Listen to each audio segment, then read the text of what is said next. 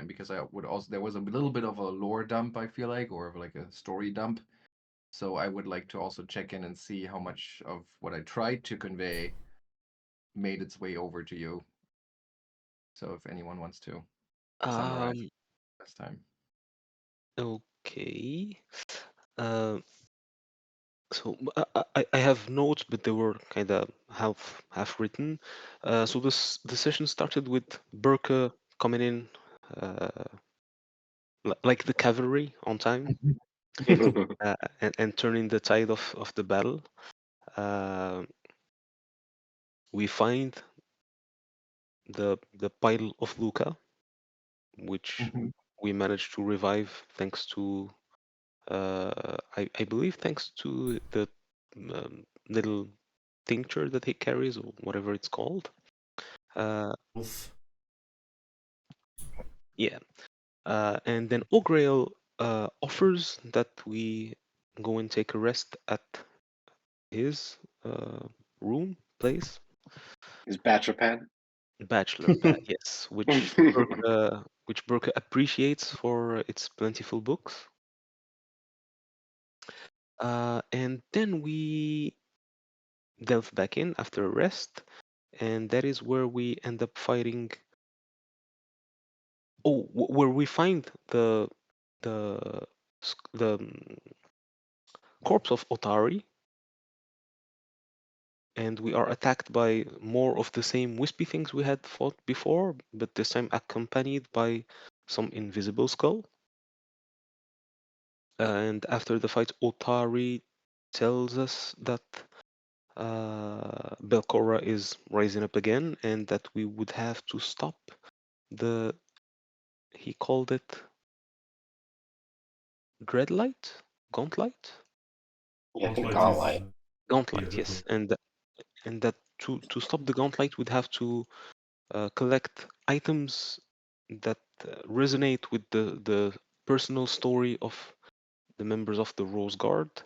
He offered us his tools, which were the first of these that we acquire, and the group was discussing whether we should be trusting him or not, and whether he could be a lure by Belcora, Mhm. uh, and so on. So I think that that's where we left it. We were discussing, or at least we had came to the conclusion that we should gather these things, but what we do with them afterwards, we don't know. Mhm. Yeah, that's a pretty good summary. I think there's one important wrinkle to the story that I want to emphasize, because I don't want that to get lost. So Otari mentioned that Belcora is returning in some form or another, and that she seems to be gathering strength. But I believe he also mentioned that he suspects that there is some sort of sinister power behind her rise. So she is drawing power from something else. Um, and that's what he had also mentioned. If you want to bring down this barrier that seems to keep him shackled to this plane, and that also seems to hinder your progress deeper into the vaults, you need to take these items and bring them to a place where that empowering force is kind of focused. And I That's right. believe you Okay. had yeah, and I think you had already said that you have an inkling where that might be. Does anyone I definitely recall? thought it was the altar. The Yeah, altar that had kept getting afraid and yeah, yeah. That seems like a fitting location, especially also given this recurring imagery of like ghosts rising up from their graves, right, and being like sucked into some vortex or eye, or just rising and disappearing. Um, all of that imagery seems to kind of make sense in this context. Yeah. All right. So you've also, I mean, Soman already knows a lot about the Rose Guard, Mhm.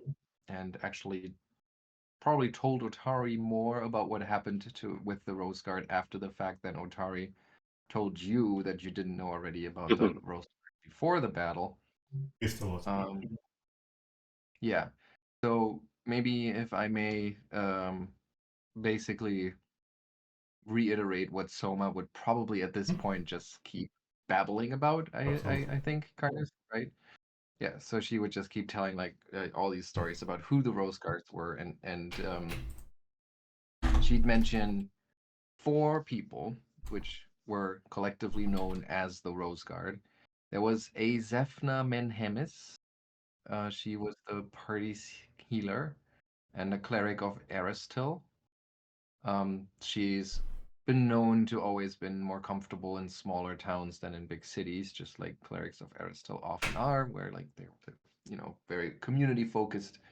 Um, and yeah, as such, it would make sense that she would be drawn to smaller communities. The last name would immediately ring a bell to you. The mayor of Otari carries the last name. Soma also already mentioned that a wing of the Menhamis Manor is actually kind of like a museum for the Rose Guard, which a permanent exhibition essentially of some of the items of significance of the heroes and a lot about the history of their battle, their many adventures, but mostly their battle with Belcora. That three of them survived, and then went on to found Otari, the town, giving it the name of their, um, as they assumed, perished companion Otari Ilvashti.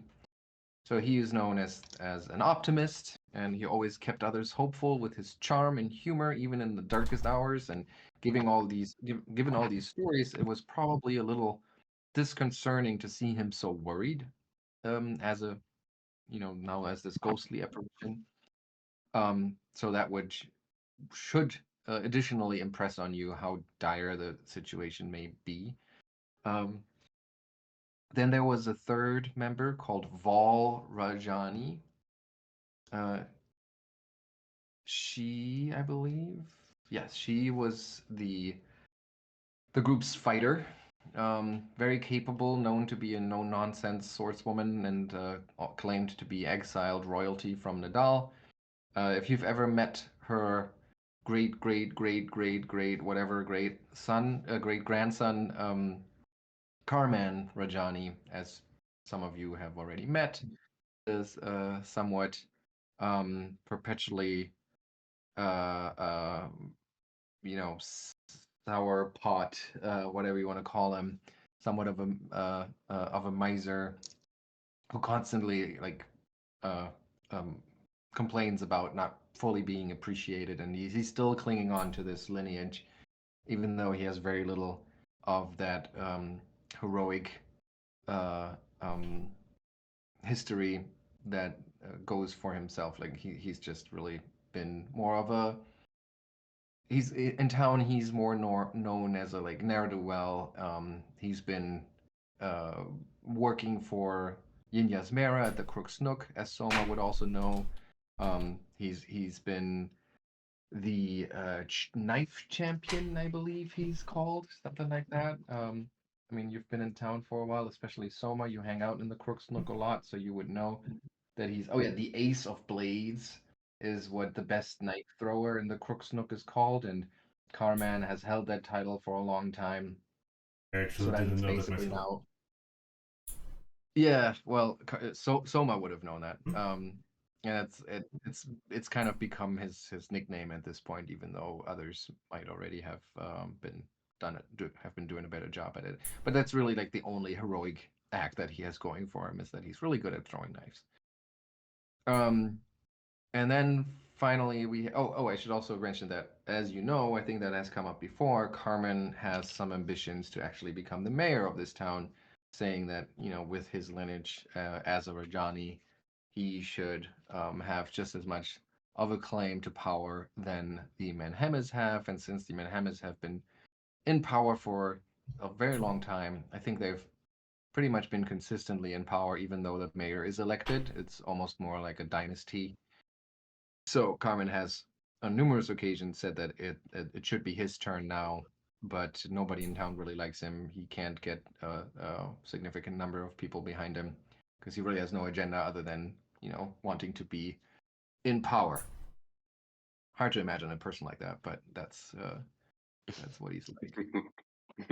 And then finally, the last person is Zarmavdian, who was known as the group's wizard, a well-educated diviner, who pursued various outlandish conspiracy theories and occult lore. So the line was always very blurry for him, like what is just a kooky theory and what is actual um, secret lore that he has somehow accessed. But yeah, the stories are going wildly in both directions, like really well kept secrets that he was privy of, and at the same time just outlandish theories that were total bonkers. Um, and he kind of carried around both of these. So yeah, I think also Atari mentioned what he would expect the items to be. That because he's been traveling with his companions for so long that he would know which items from their possessions would really capture their essence. Because obviously heroes use all sorts of equipment, but some equipment becomes almost iconic. So that's also what we're going to refer to, how we're going to refer to these items as the icons of the Rose Guard. And um, one of these icons you already were given by Otari, which are his thieves' tools. Um, they're of great quality. I think infiltrator tools, I believe they are. Um, I don't think they have any magic to them beyond that, none at least that you were aware of. But that's not really what it's about. It's not about being super powerful items. It's about capturing the essence of their former owner. And Otari told you that the remaining items would be for a Zephna Menhemes as a cleric. It would be the silver brooch that she used also as a holy symbol. It's a um, beautifully crafted piece that incorporates the holy symbol of Aristil into this decorative brooch. So that would be something you would look for. Then the spell book of Zarmafdian, um, which is a tome that he has kept from the earliest days of their adventuring all the way to the end, that as far as Otari would be able to know, which he referred to as the thresholds of truth. And finally, Vol Rajani's trusty longsword, which had been handed down to her over the generations, and she always claimed like that blade was part of her Nidalese royal legacy. Um, yeah, so those are the icons that you should be looking for. All right, does everyone feel like they have a clear grasp of what's going on and where to go next? Yep, we're going treasure hunting. We're going treasure hunting. All right. Um, I have to say I'm not entirely sure where exactly we left off. I believe you were following the meandering sort of natural cavern or tunnel that was gently sloping upwards Yeah, we to eventually emerge. went to a level up, I believe, Yes, from the cavern. emerge at the library, to emerge at the library level where the gibbering mouther had been lurking, and I think that's where we left it off. So, yeah, where do you want to go next? We all of us are like energy drained and wounded and spent all our thoughts. We're going to go back to the city again. Okay. Especially since we're going to ask the mayor and Carman for their familiar relics. Mm-hmm. All right. So you trek back to the city. I mean, it's not that far to begin with, but today the hike may be a little more exhausting than it usually is, given how drained many of you are. And as you finally make it back to town, Yeah, I don't think that distance is truly up to scale, Anthony, if you're measuring that. I think somewhere it says that it takes like a half hour to get there. Um, so it's not far by any stretch of the imagination, but so that's that. And then you return to town, and does that mean you go to Manham's Manor as your first stop? Is that what we're planning? Maybe we first take a bath or something. We're going to the mayor. Get ourselves Sure. a bit presentable. All Yeah. right, sure. Yeah, you get there early afternoon, so you would have plenty of time to rest up a little bit and take a bath, freshen up before going to the manor. Still before sunset, so you can easily do that. Any other business in town you want to take care of before you go? From the top of my head, I don't remember. I don't think so. I don't think so, no. Okay. So you meet up again after freshening up. You can assume as many 10-minute rests as you would like, but not a full rest. And you make your way out of the town proper and then up Miller's Road and then taking a ride onto Highside Road, passing the Giant's Wheel and making your way towards Menham's Manor. It's an estate. It's a pretty sprawling building. It's one of the town's oldest structures, pretty clearly. And it appears to be more than the family Menham is really needs. I mean, part of that is evident by the fact that they've converted an entire wing of this manor into a somewhat public museum. But you can also tell, like by the number of decorated windows and some windows that are shut off, that they're really like just keeping a small footprint in this big manor, and they don't have a whole lot of servants that would run the place. So even though it is a big manor, it is probably more of a burden than it is a boon to them.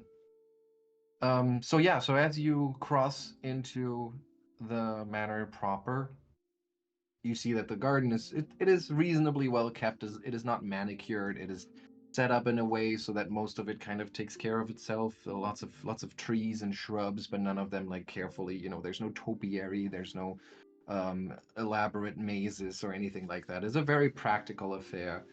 And you make your way to the door and knock on the door. There's a heavy knocker that you can use a couple of times. And it takes quite some time until no servant opens the door, but a young child, actually. Let me see if I can pull up an image of her. Sorry, I should have expected that, but somehow I didn't. I accidentally full rested. You what? You do what? I hit the full rest thingy because I was messing around with my sheet. Oh yeah, don't worry about it. You get your full rest soon enough. You will rest forever soon. Where's that? Not ominous at all. No. Here we are. Okay.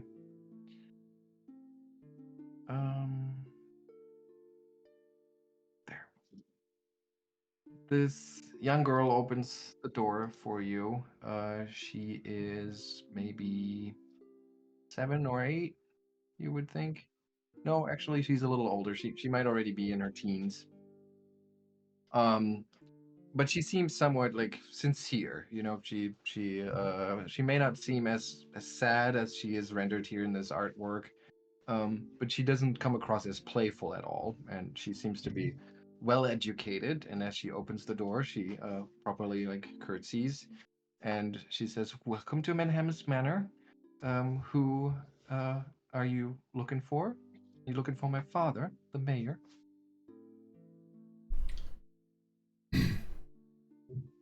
Yes, of course. We seek Very well. an And who may audience with I the mayor. and who may I announce? Well, you may announce the Well, explorers of the Gauntlight. Yes, indeed. I believe you should already be familiar with us. Oh, oh, of course. Oh, how could I? It's just that you have the two of you have your hoods drawn so low. I didn't recognize. But of course, yes, I've heard the stories. Please forgive me my ignorance. I will. Yes, please come inside. I'll fetch my father right away. Your And ignorance is forgiven. And she invites you in, and walks you down the hallway, and then there's at some point you enter a sort of parlor with a couple of comfortable looking chairs and little side tables next to it. And again, this like none of these rooms are ostentatious or anything like that. They also don't seem to get too much use. And they're all just kind of kept at a level that they're still functional without being pompous or anything like that. And she bids you to take a seat, and she says, "I'll fetch him right away. I'm sure he'll find time to meet with the heroes of our town." And then she runs off. And a little bit later, her father returns. And he looks like this. Pretty sincere looking dude. No nonsense attitude. I mean, those of you who've been in town for a longer time would already have met him. He's fairly liked in town, but he's the mayor, so there's always something that people aren't really all too happy with. But in far as his person goes, nobody really has any beef with him except maybe for Carman. But he's also not particularly known as the most friendly person. So a little bit of a politician in the sense that he's always trying to cut deals and negotiate things, and probably also comes from the fact that he's a businessman as much as he is a politician, because he is also, I believe he's the owner of the sawmill, which is Otari's biggest source of income. Yeah, it has belonged to their family for generations. Hold on. All right, yeah. So he's also used to like putting on a friendly face for when the situation calls for. So even though his eyes are serious, but his face is smiling. If you catch my drift. And so he enters the parlor and he says, "Ah, the heroes of our town, great to see you. I've barely had a chance to meet with you ever since all of these recent troubles began. I'm very glad to hear that we are in capable hands with your lot. I've only ever heard of five, and there was supposed to be a gnome among your number. I had heard that he had separated from the group, but I see that you have apparently found a new companion already. Well, I think it's Souma at this point enthusiastically will nod and but then saying why yes, of course, Master Menemes. Well, unfortunately, Arthur, well, he had some other things to do. He currently will assist us remotely from Absalom on his investigative business. Well, Absalom, yeah. Yeah. Absalom, of course, but we can take care of ourselves, can't we? We don't really need city folks, but sure. Exactly. And I think at this point, she will actually say well, by the way, we are here to report on our progress, and under this pretense, she will try to explain to him our general adventures without getting too much in detail, about our new friend Augrael, amid his presence. So she'll basically tell him that, well, there were mites in the lighthouse, but well, we got rid of them. They're not going to bother you anymore. But under the lighthouse, there's a huge dungeons with Morlocks, right? We got rid of Morlocks too. They're not going to bother you anymore. It's okay, but there are dungeons below that with undead, and we killed most of the undead as well. No offense. Yes, so, but, and at this point, she will actually tell him about meeting the, the ghost of Barry. Well, actually, sir, there is an unquiet presence of a member of the Rose Guard itself still lingering in that accursed place.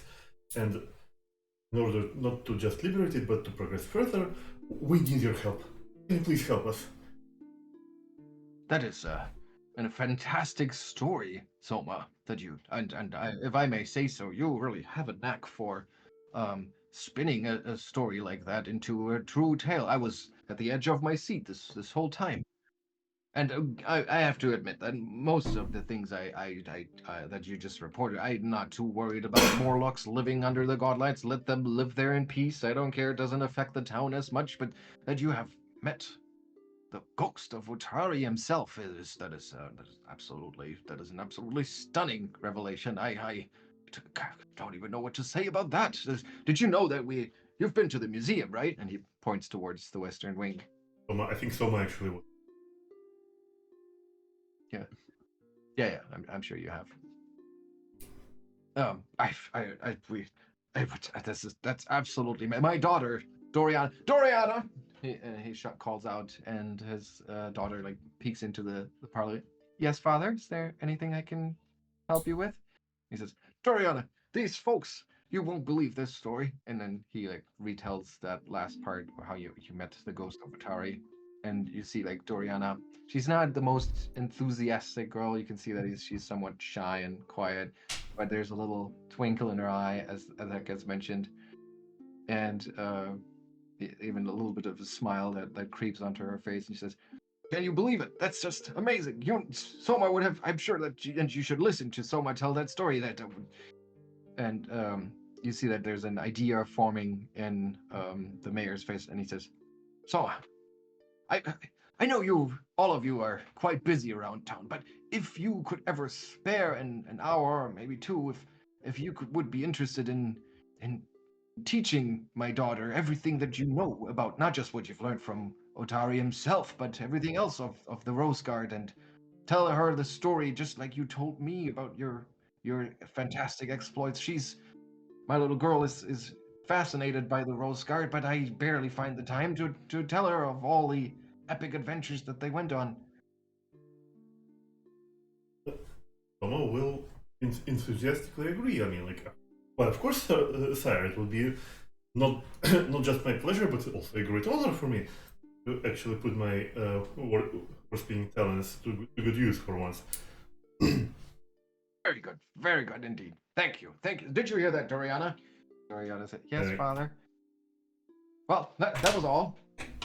And she is dismissed, and he returns, and she says, "Well, but I'm sure you didn't just come here to tell me this story, as fantastic as it may be." Indeed. Soma will get the business-like expression on her somewhat. And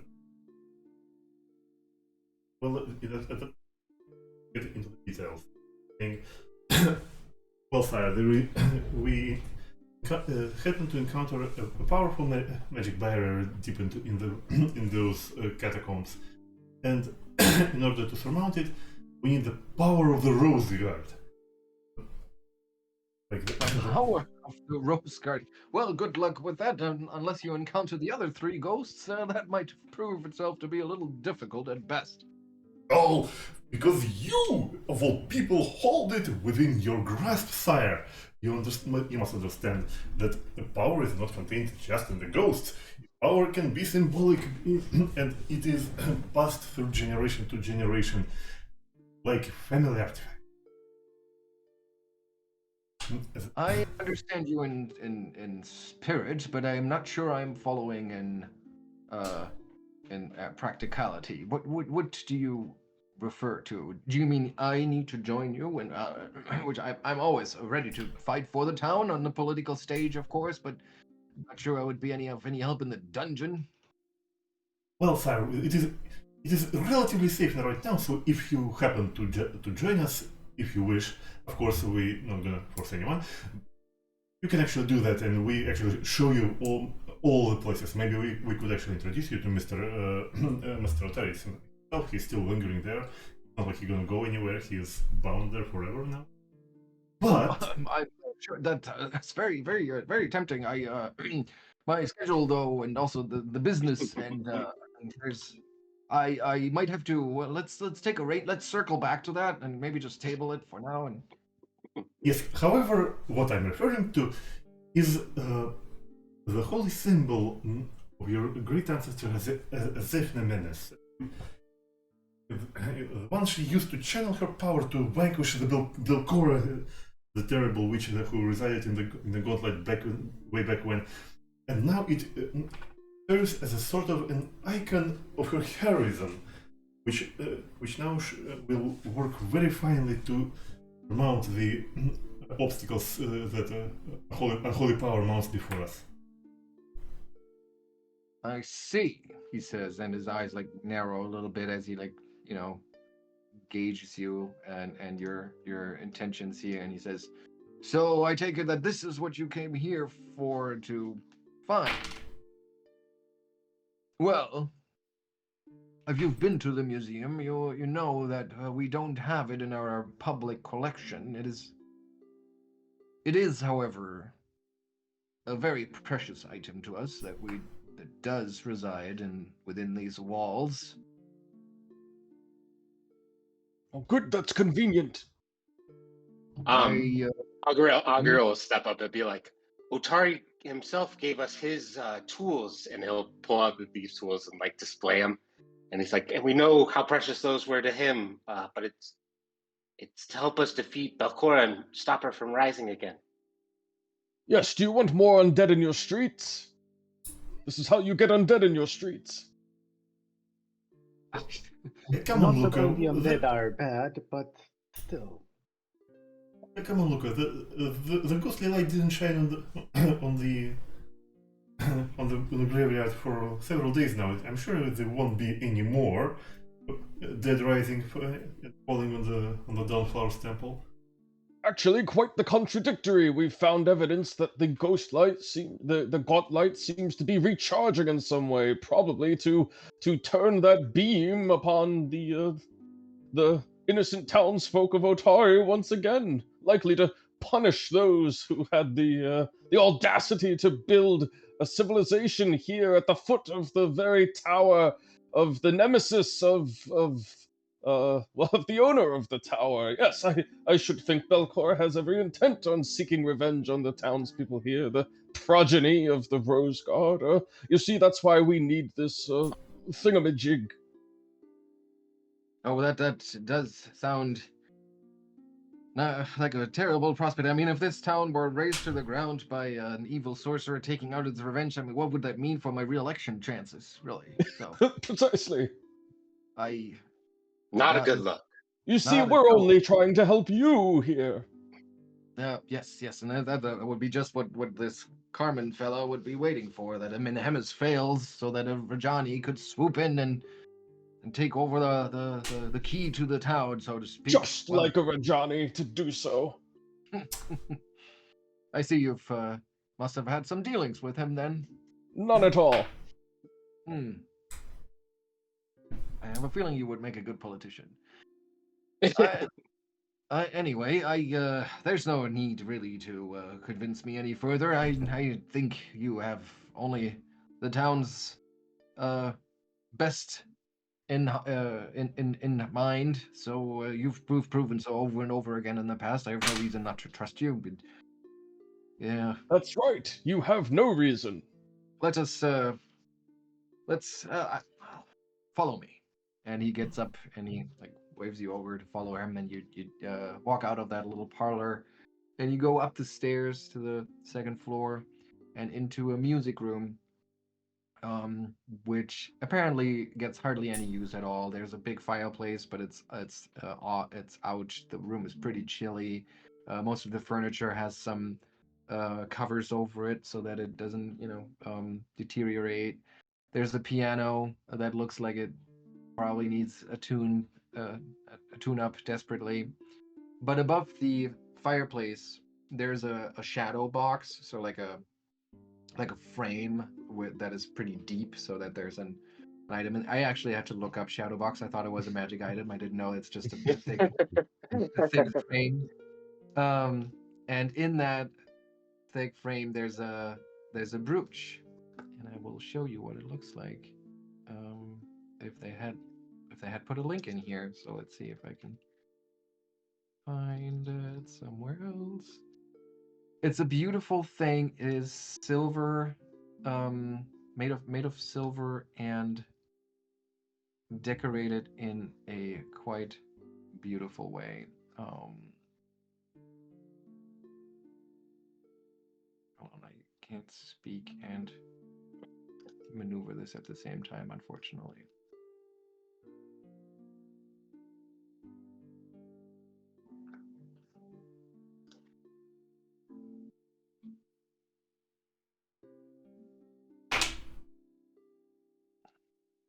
Sorry.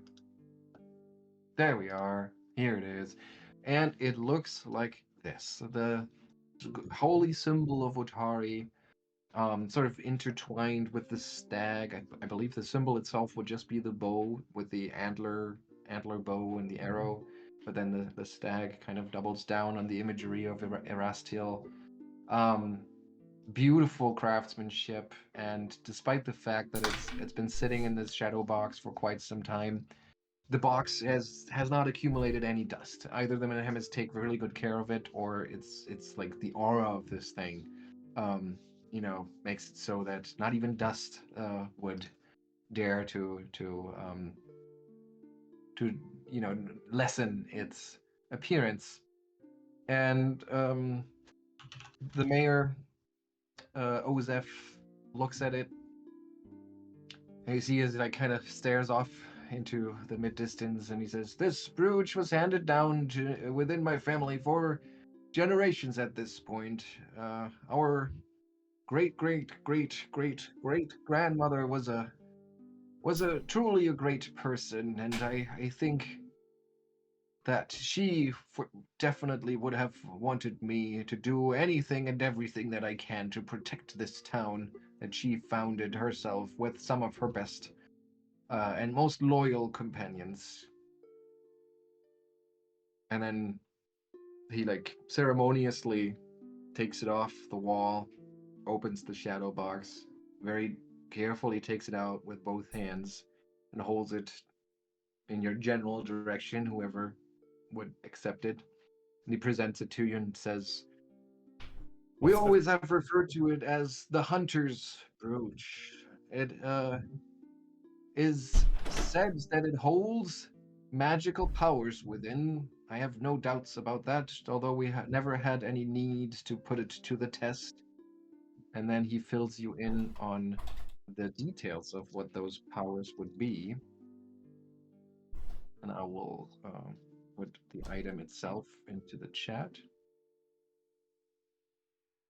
You should be able to pull it into your inventory from there. No, And he in explains that to case, you how... yes, someone will accept it with gratitude. All right, so you accept it. And you can read what it does in the description of the item. It is a silver religious symbol of Erastil, just like every other silver religious symbol.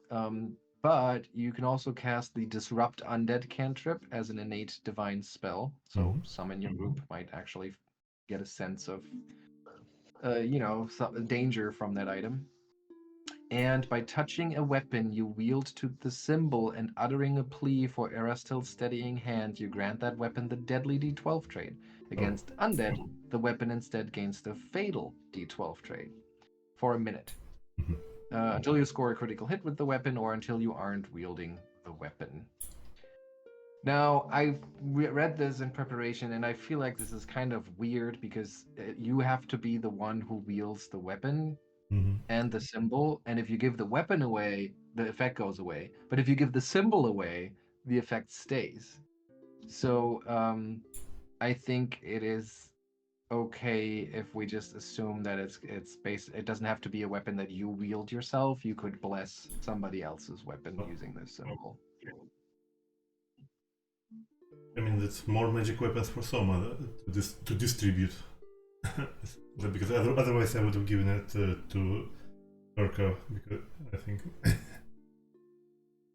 Right. Just make sure that you keep in mind that it's a full 3 actions to view that effect, and then it lasts for a minute or until you score a crit.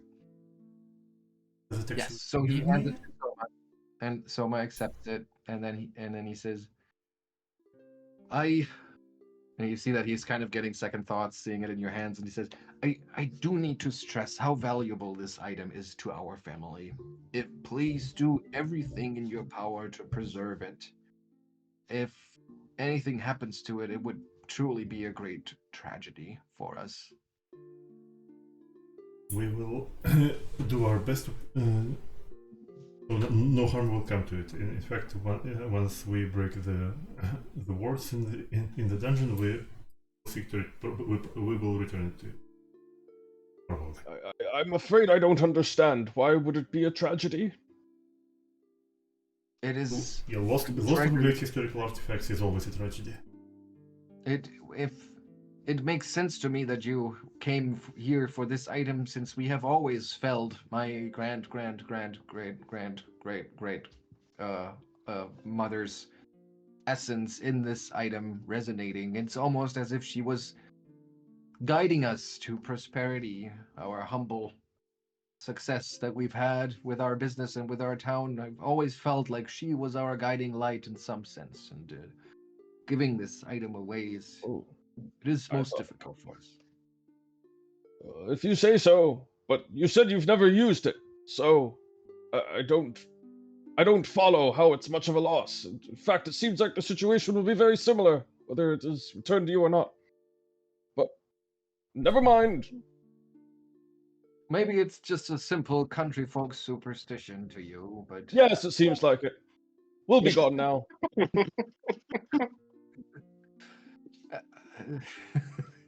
he opens his mouth just to say something, and then looks over to Soma and says, I trust you with this, and I hope I will see you soon for a tutoring session for Doriana, and maybe you can keep me in the loop about your exploitations at the same time.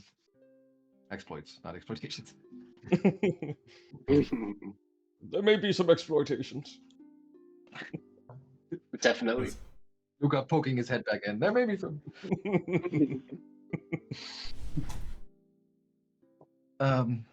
So you truly believe, Soma, that this shall help you in your quest? Is there anything else that I could support you with?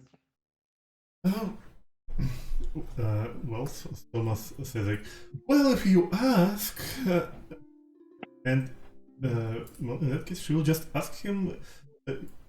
Don't you happen to know where Master Zarmavdian would have stashed his spellbook? Because we gonna need that one too. Of course. It is in the possessions of Morlebind. Have you ever talked to Morlebind? Well, probably did. I mean, but at least once, but not on this topic. Maybe. She should have talked about this. Like, he tends to be very protective of his collection. He considers himself a steward of the thresholds of truth. I'm not surprised that he wouldn't bring up the topic by himself, but it should most certainly be within his possession.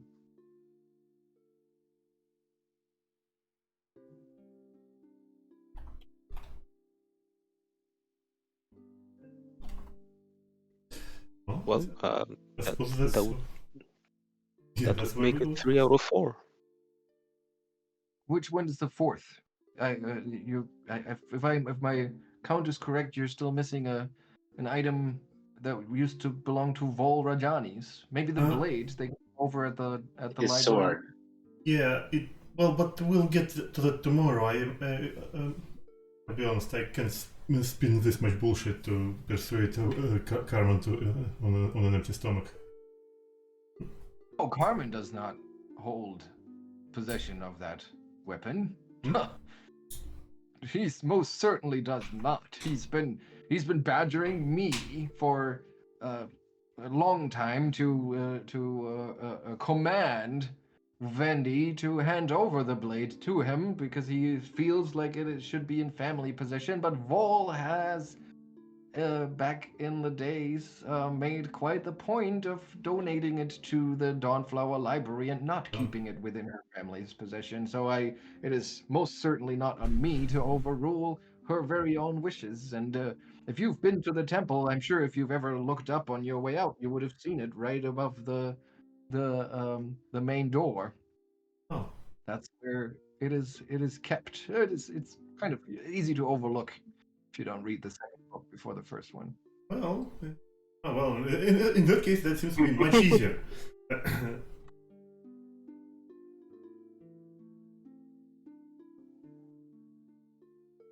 Well, I'm glad that we were able to. I expected this to be a more difficult quest for you, but I'm sure that you find Morlebint and Vandy most supportive of your cause, just as I am. And if you need need an extra nudge from someone with a modest level of authority around here, then feel free to bring me in, and I shall throw my weight onto the scales.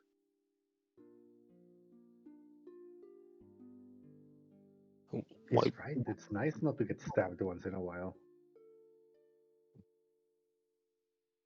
Yes, I would like to know what that feels like. As a politician, I constantly put myself in harm's way, so to speak. Well, not physical harm like you, but still, I am always willing to take a stab for the town. The sling and arrows of the public voice. Correct. They can sting like a blade. Well, if there's anything else I can help you with, you were actually lucky to catch me here over lunch. I should probably head back to my business. And we have a big shipment going out to Absalom soon. So if there's anything else, Well, I think we're done here. Yeah, I think we'll Master go. Menendez. excellent. Then I'm glad to be able to trust such delightful heroes as you with the future of our town. If there's anything I can do for you, please let me know. And Soma, I will see you soon at Doriana's tutoring session. Excellent. Probably not today. Well, great. That was a good meeting, and everyone have a good rest of your day. We probably go outside our business. Excellent. All right. So where do you want to go next? The day is still young, so Lucca might should go.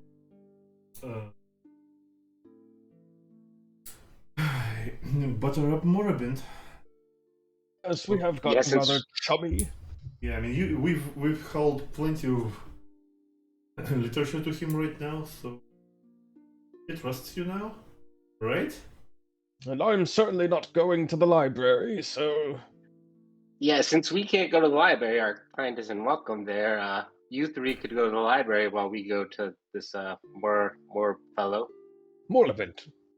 Do we have any spare rare books that we haven't yet delivered to him? That could bring him to sweeten the deal. Might actually. Well, I have some in my pad, but I didn't grab them.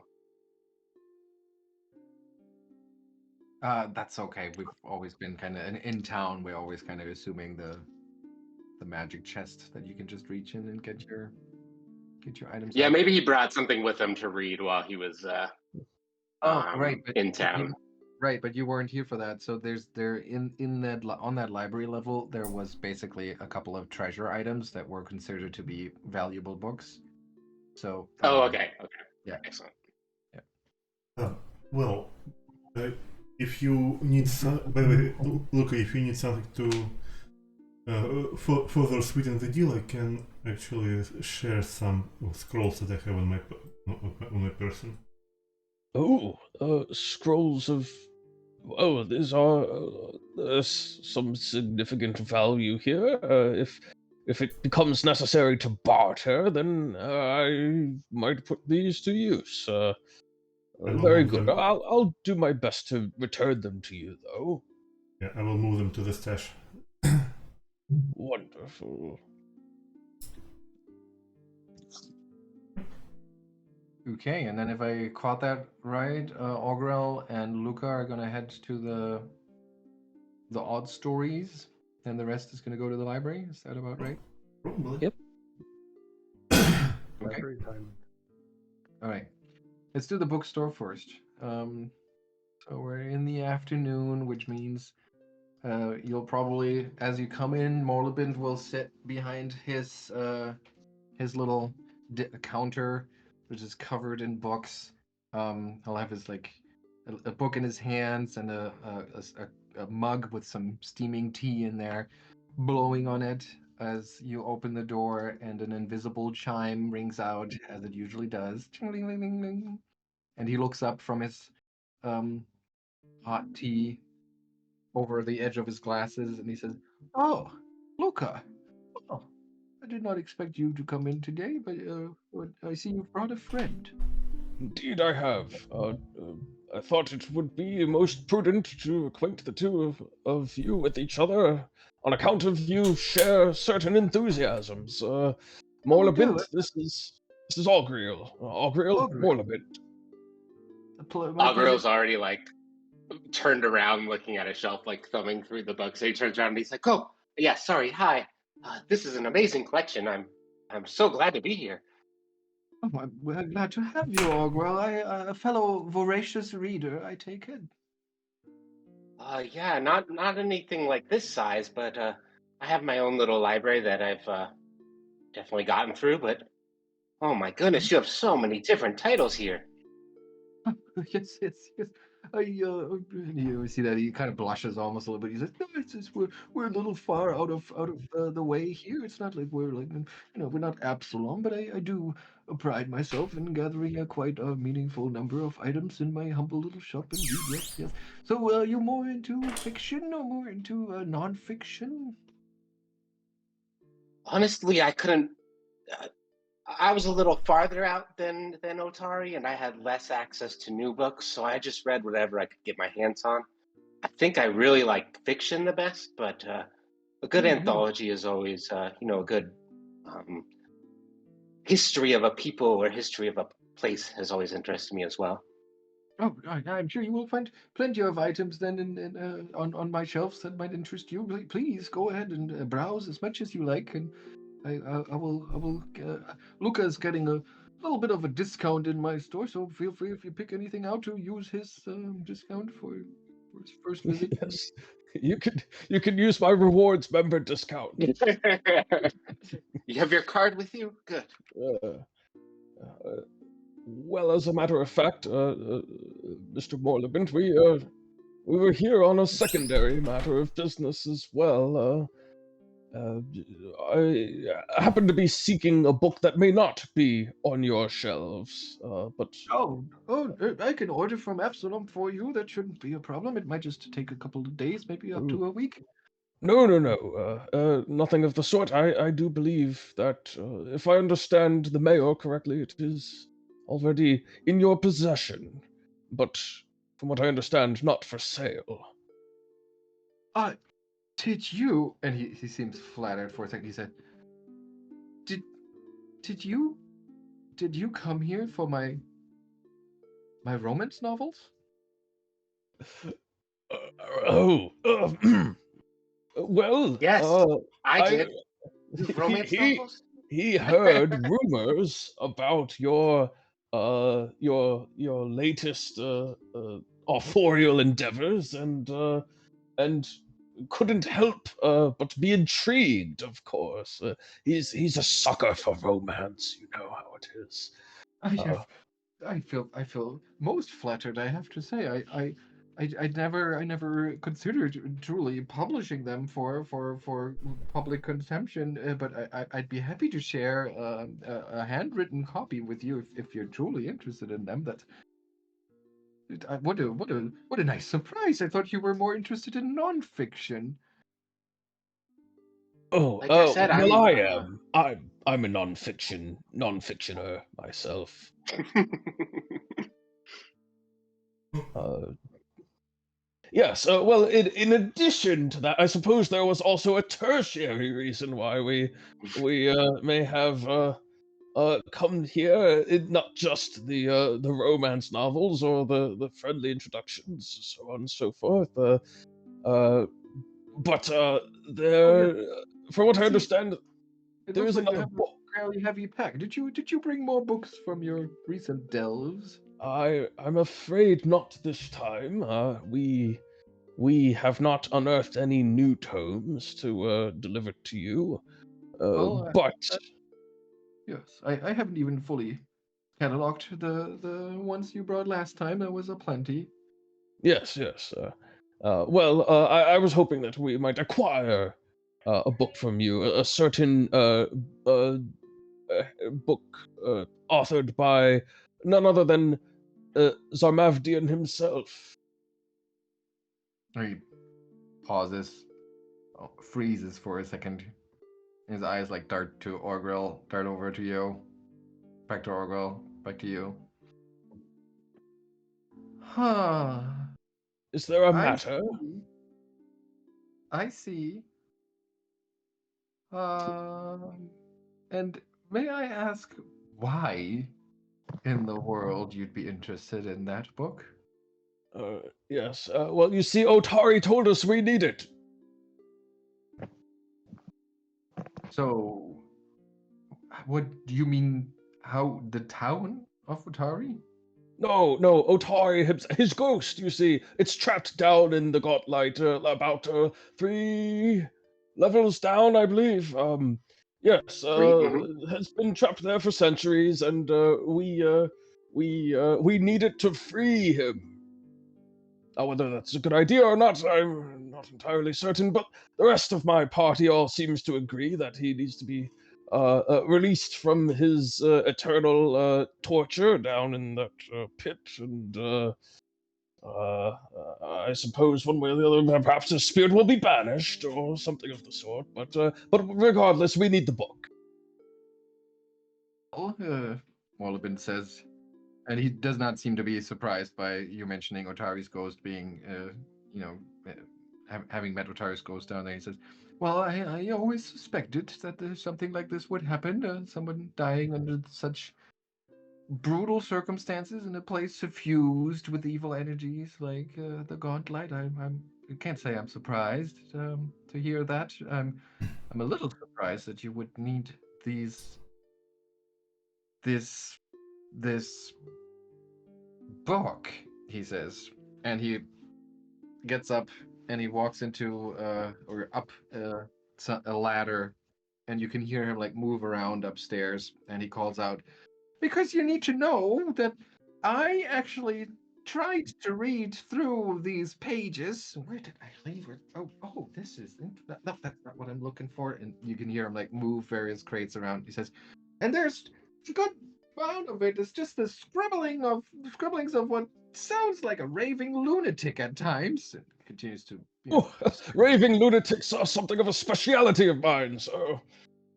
And there's just most of it is just about it reads almost like a rabbit hole that once you start getting into it, it just leads you down through winding the streams of consciousness and chains of reasoning that when you come out the other end, you don't even know what it is about to begin Yeah. with. Here it is. And then Yes. eventually, like you hear him boom, boom, boom, boom, boom, go back to the ladder, come down the ladder, dust it off, and he puts it on the counter. And he says, "Well, Thresholds of Truth." And you see it in front of you. It's a pretty hefty tome. This I can show you what it looks like. Here you go. Now I can show you what it looks like. Um, so it looks like it. Part of it is, as you if you thumb through it, you'll see that like part of it is printed, or like almost printed lettering. And then there's like numerous notes on the margins, and then a bunch of blank pages at the very end. And before those blank pages, a bunch of pages that have been added to the book. And it's just this like pile of what apparently used to be a treatise on arcane or occult lore in some sense. But it's so heavily annotated, and there's like sometimes there's even little sketches in there, ciphers, but they seem to be different ciphers. Like parts of it are written in reverse, and then parts of it are written from top to bottom. It's just really a huge mess. But still, it's clearly a spell book. You can see like arcane writing in there.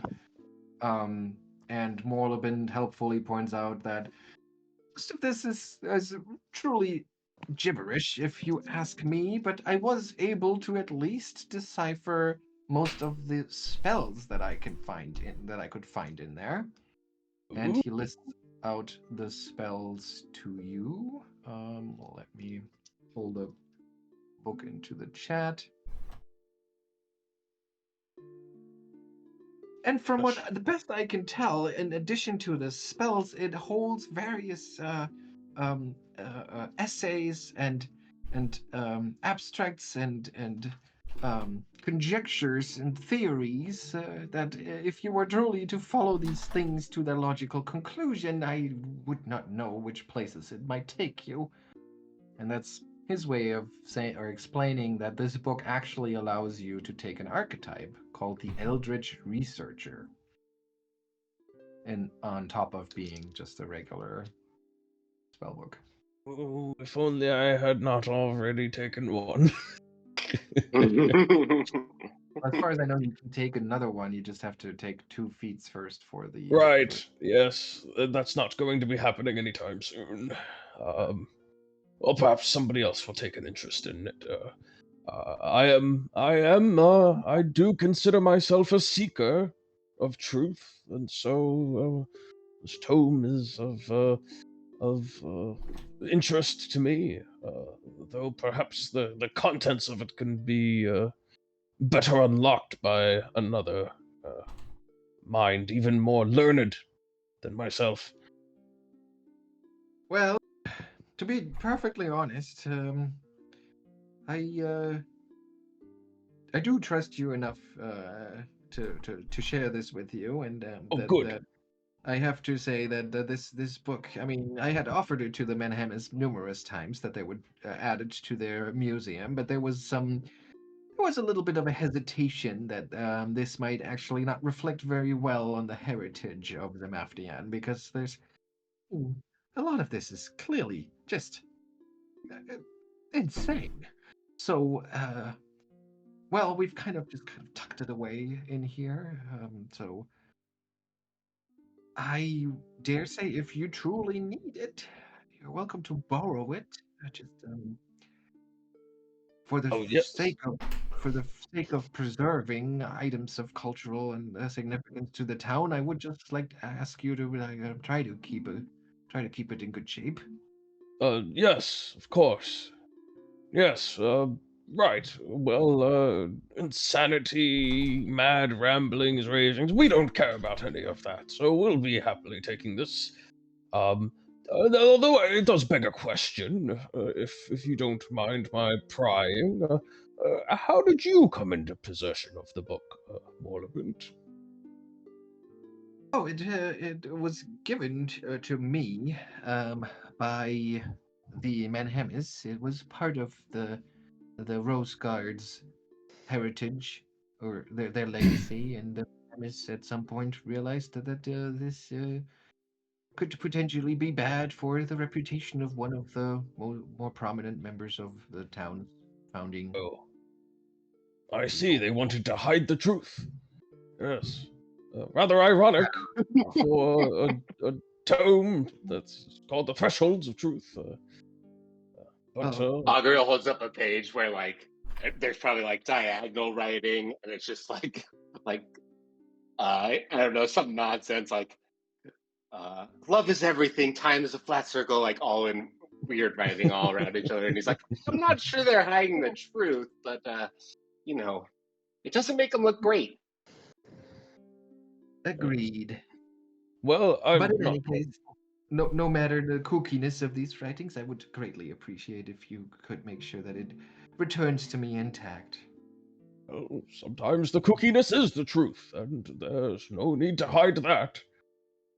Come, let us take the tome, the thresholds of truth, and see if the others have had any success in looting the sword from the library. Thank you, Morlevin. You haven't heard, you say as you're already halfway out the store, Heard what? about the sword in the library. I don't know. No, I'm afraid I have not. We cut to the library. Mhm. You make your way over there.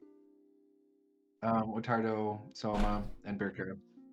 Actually, just before we head out, quick party question: who would like to grab the potency rune of the armor? Hmm. Because Well, considering we- ammo is getting beaten, It should be probably one of you two, I would imagine. Well, yeah, I think it would be probably better either Ottardo or Birke, since they would be. But yeah, I think it's better to give it to Birke because she almost died most of us. Mhm. I mean, yeah, it'd be nice not to be leaking my guts every once in a while. You can take those 2 scrolls back as well, Karnas, since you didn't need them. They're still in the stash.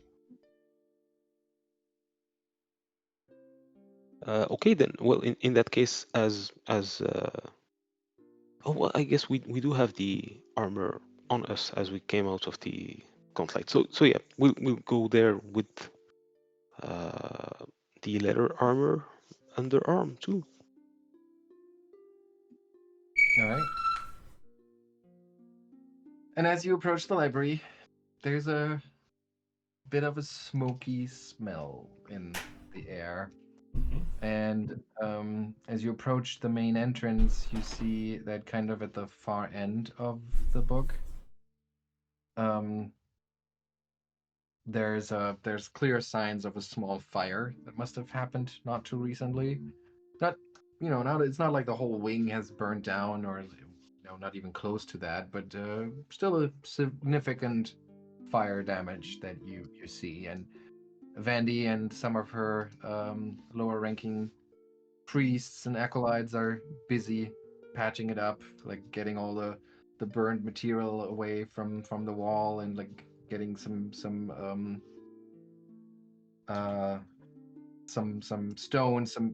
and mortar mixed up to fix this as quickly as possible.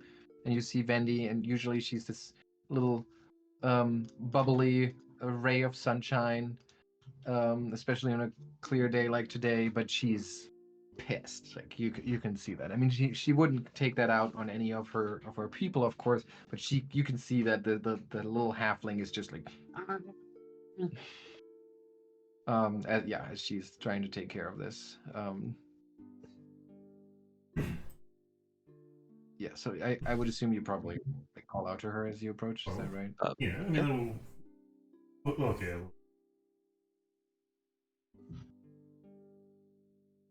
What's that? Sorry, Yes, I didn't catch they, that. they would approach Andy. Like, All right. hey, is everything all right? Oh, Birke. Good. Ottardo, you're here too. And Soma, great to see you. I'd love to chat, but I'd love to hear of your last adventure, of course. But this is I'm just. You see that? Do you see this? Can you believe what this idiot did? Just because he. Ah! Wait. One thing at a time. Which idiot did what, and how can we fix it? It's Carman.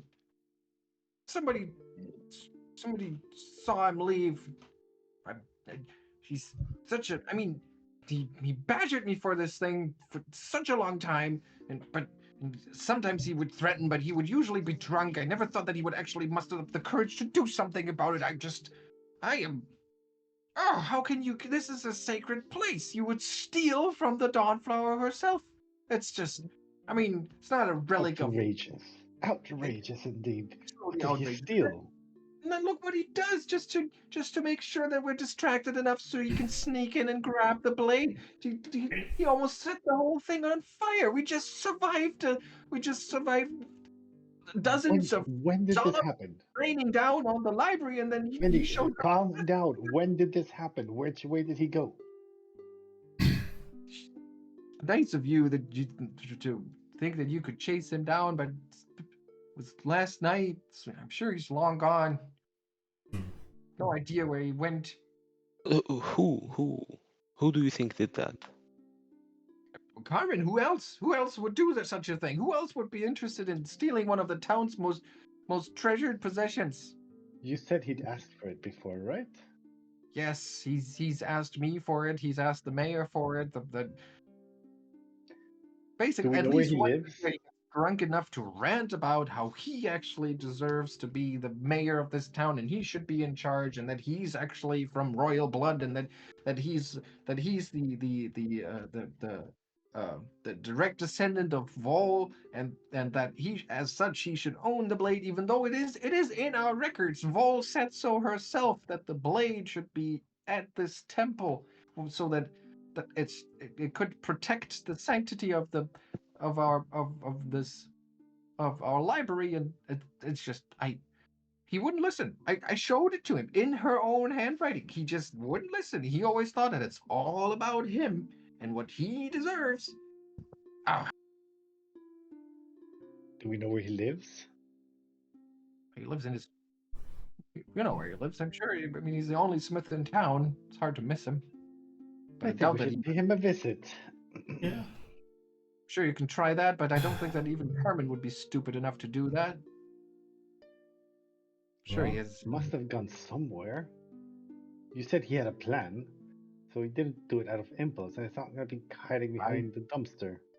I would not go as far as saying that he had a plan. I'm sure he probably just got a little more drunk than usual, but not too drunk to actually act on his bad impulses this time. Ah.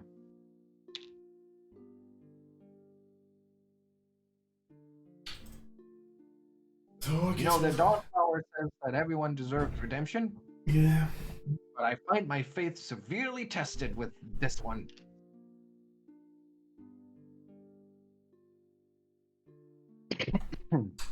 Well. So and Arthur already left, right?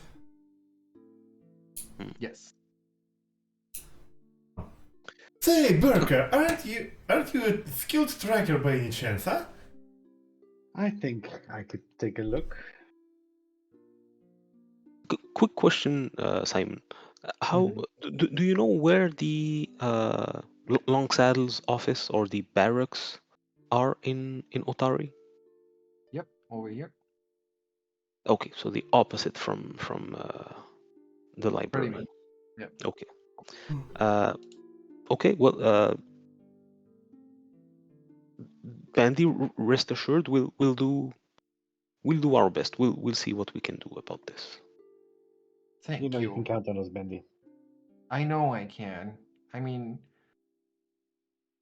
I'm trying to be hopeful about this, and knowing that you're willing to take this on gives me a great deal of hope, I have to admit. Thank you. And then she turns towards the work at hand, which is fixing the fire All damage. right, then let's find this wine bag. So how do you approach this? Actually, Ottardo is going to tell Souma and Birke that I have to make a quick run, and I'll join back with you in 15 minutes. I'm guessing 15 minutes is enough to go to Longsaddle's office and back, given it's a small-ish town. maybe Sure. 30. You're literally just going there and back. What are you going to do there? He wants to go speak with Longsaddle. Oh, okay. Sure. You head over to the garrison and ask to be seen by Longsaddle himself, as gruff and stout as you remember him. And he invites you in. He makes a point of having you sit down at his desk, but he has to take a really important note first before he then puts his quill away. And he looks at you, leans on the table, and he says, "All right, sorry about that. I'm swamped. Again, that prisoner transfer to Absalom. There's really you wouldn't believe how much red tape there is with the big city about simple like that. So, what can I do for you?" It is regarding the fire at the library. Yeah, yeah. I That's- just wanted to make sure that I want to have your official permission to apprehend the suspect in well, case of. if I appreciate that you're trying to go through the proper channels here, but my men have already searched through town. We've been to Carman's place. He seems to have left the town, so my hands are tied here. That's where my jurisdiction ends. So I really can't much do about it. I mean, good riddance to that troublemaker, I say. If he knows what's good for him, he'll just keep running. All right. Well, as long as I'm not stepping on anyone's toes. Oh no, you certainly aren't. And if you do run into him here within town, you have my full blessing to apprehend him with, of course, a restraintful application of violence. I wouldn't want you to hurt him too much, but of course, I mean, I know how these things go. If a prisoner resists arrest, sometimes you have to resort to force. Yeah, legitimate force. And like I said, I assume that he is out of town. So if you know the rules out of town, there basically aren't any. But I would still, of course, happily take him into custody if you do happen to run upon him and capture him. Okay then. Well, I will not waste any more of your time. And Oh, thank you. I'm terribly busy, and he reaches for another piece of blank paper. and Ottardo will run back to Souma and Birke with a big smile on his face.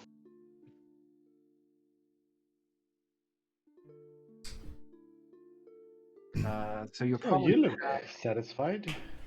you'll probably pass Lucca and Augrael on your way there, since you're passing the odd stories on your way. So they've probably finished up by now, so you can fill them in and bring Yeah, them along. of course. All right. So you all meet up, I guess, around the area of the Crook's Nook. That's probably where you would run into each other again. Retail tales. Mm-hmm. Well, we got the book. We And did not get and the Carman sword. got the We sword. got a drunk. You really just had to pick exactly this moment to do this.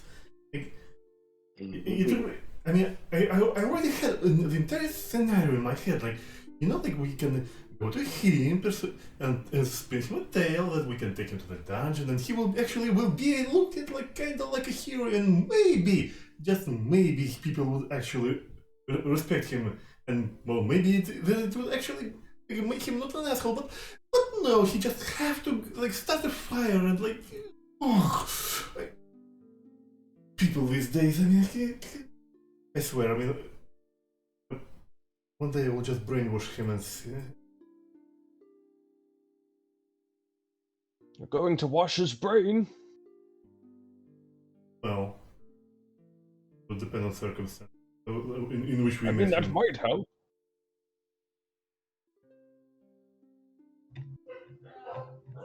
Well, we should go.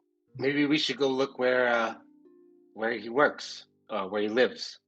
Just check for any hints about where he might have gone if he has really left.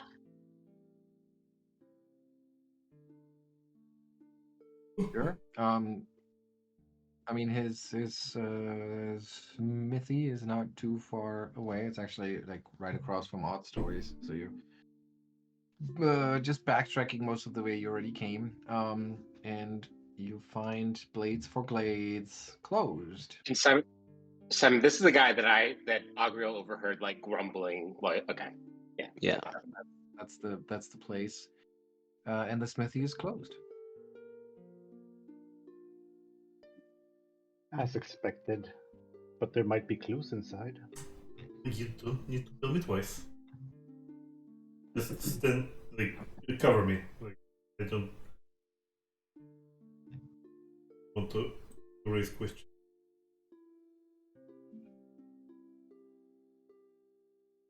And we can break in with official town authority. Exactly. All right, 23. Yeah, it's not a particularly hard job to do. And in addition, you're very good at it. So you make short work of the lock, open up the front door, you enter the main shop, which is big blacksmith workshop. But from the looks of it, the smithy is cold, so he must not have been around for quite some time.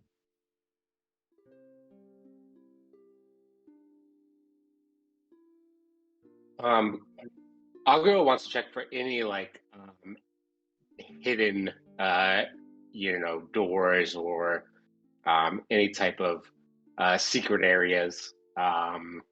Thinking either he might have like a stowaway place or somewhere to put something if you wanted to. Hmm. You look over the store. There's plenty of stuff around here. There are a couple of shelves showing off the general goods that he's making. A couple of saws and axes and all sorts of lumber-related tools, and also a couple of pieces of armors and some weapons and shields. And like I said before, most of those seem to be more for like, practicing his craft, less for actual purpose of selling it, since there's not a whole lot of demand for him. Next to the workshop, there's a room or two for as his living quarters. But other than that, the layout of the whole place is pretty simple. So you're quite sure that there's like no hidden secret rooms or anything like that. Okay.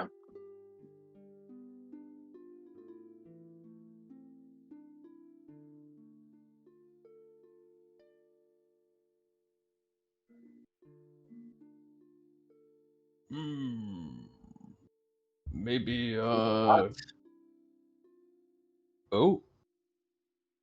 What's that? I was just going to have a quick look at his blades, his swords on there. All right. If you look through the swords he has available, you see that there's a couple of swords that look like the ones that the town's the Otari Guard uses. Pretty standard stuff, nothing fancy, and definitely no blade of legacy among them.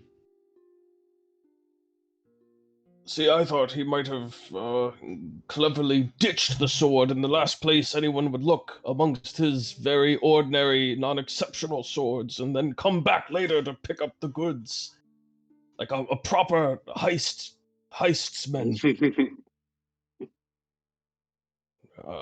He just kind of kicks idly at one of the swords. Clatter to the ground.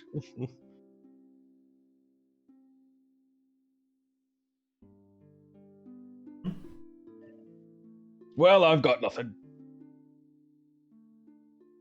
I mean, yeah, Augrael will toss his toss his living quarters to look for any hints about where he might have gone, but he's just kind of searching for anything. Yeah, you look around his living quarters. You find a couple of like moldy loaves of bread that have gone, unnoticed in a corner somewhere. You find some smelly wine skins that have been emptied. A couple of those even next to his bed. Looks like he must have had a habit of drinking himself to sleep. It looks like, I mean, it almost looks like he could be back any moment. You know, it's not like the place has been properly closed up and anything like that. So, um, yeah, if he had a big plan to leave town or anything like that, it's not apparent to you from the look of this place. Okay.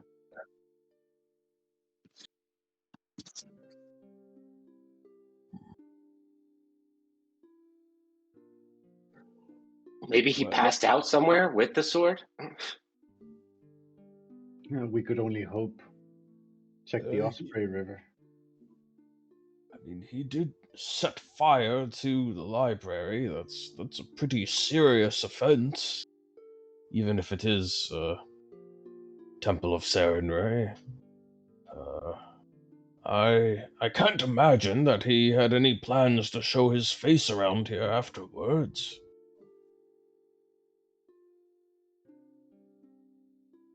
Or he didn't think he'd be seen. Or he didn't think that the fire would be such a big deal. I mean, Yeah. I don't know.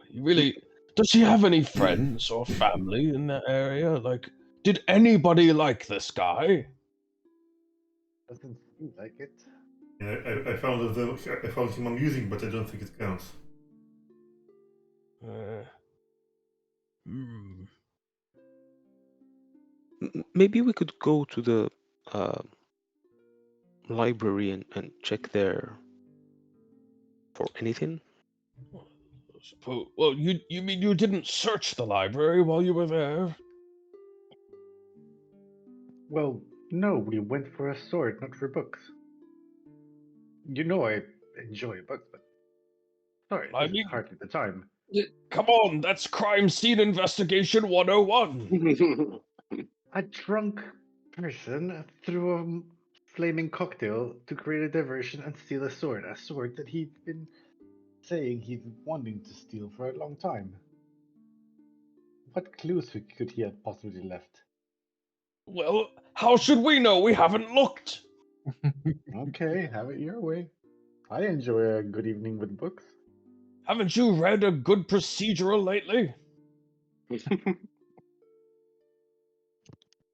No, I stay away from science fiction. I'm more of a true crime guy. I'm nonfiction. That's right. Haven't you read a good true crime account lately? I'm calling those science fiction. I'll leave. Nice. Right. Let's go, I guess. But perhaps well, Augrael, you can do as you wish, but I will merely observe from the cemetery. Possibly he escaped that way if he hasn't been seen running through town. Is there somewhere you might go if you were trying to lay low from the law here? Is there like a place like that? Actually, I'm. Because I could go there while you guys go to the library. Yeah, actually, as the talk continues, like someone mentions in a jest that she happens to know a professional, and then wait a minute, I do know a professional. Okay, guys, you go investigate, and I'll go ask around myself. Actually, we'll go to Crook's Nook. All right. Okay, so the rest of the party heads on over to the library. Augrael asked about a place where you could lie low. Does anyone have an idea? Well, I mean, Souma can take him to Crook's Nook. Okay. Yeah, I'll go Souma. All right. So the two of you head to the Crook's Nook, and the rest keeps going towards the library. Let's do the Crook's Nook.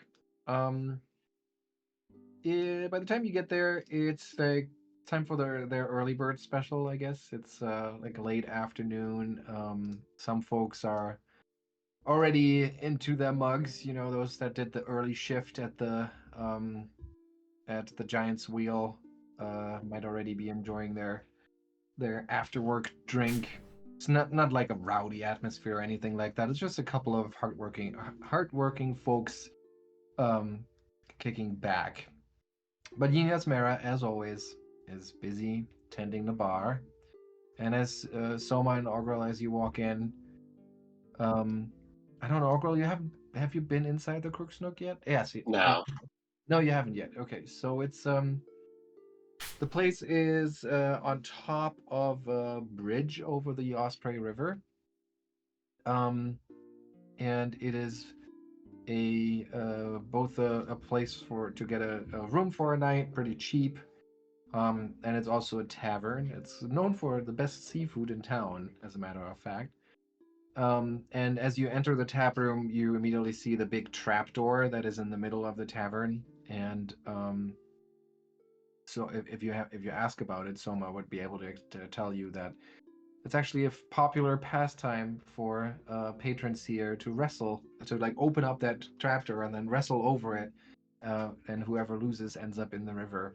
So that's the kind of fun you can have at this place.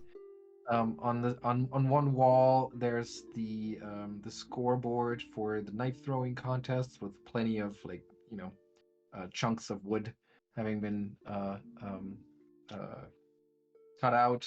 Um, So it's a lively place. It can get pretty lively in here, but it's also pretty well kept. It's a bit of a hole in the wall, but at the same time, it has a good vibe. And yeah, so Yinyas Mera is a big part of it. She's clearly in charge of this place, and I mean, like I said, at this point early in the afternoon, there's not much that she needs to do to keep everyone in line and happy, but you can tell that she can probably hold her own here if anyone would cause trouble.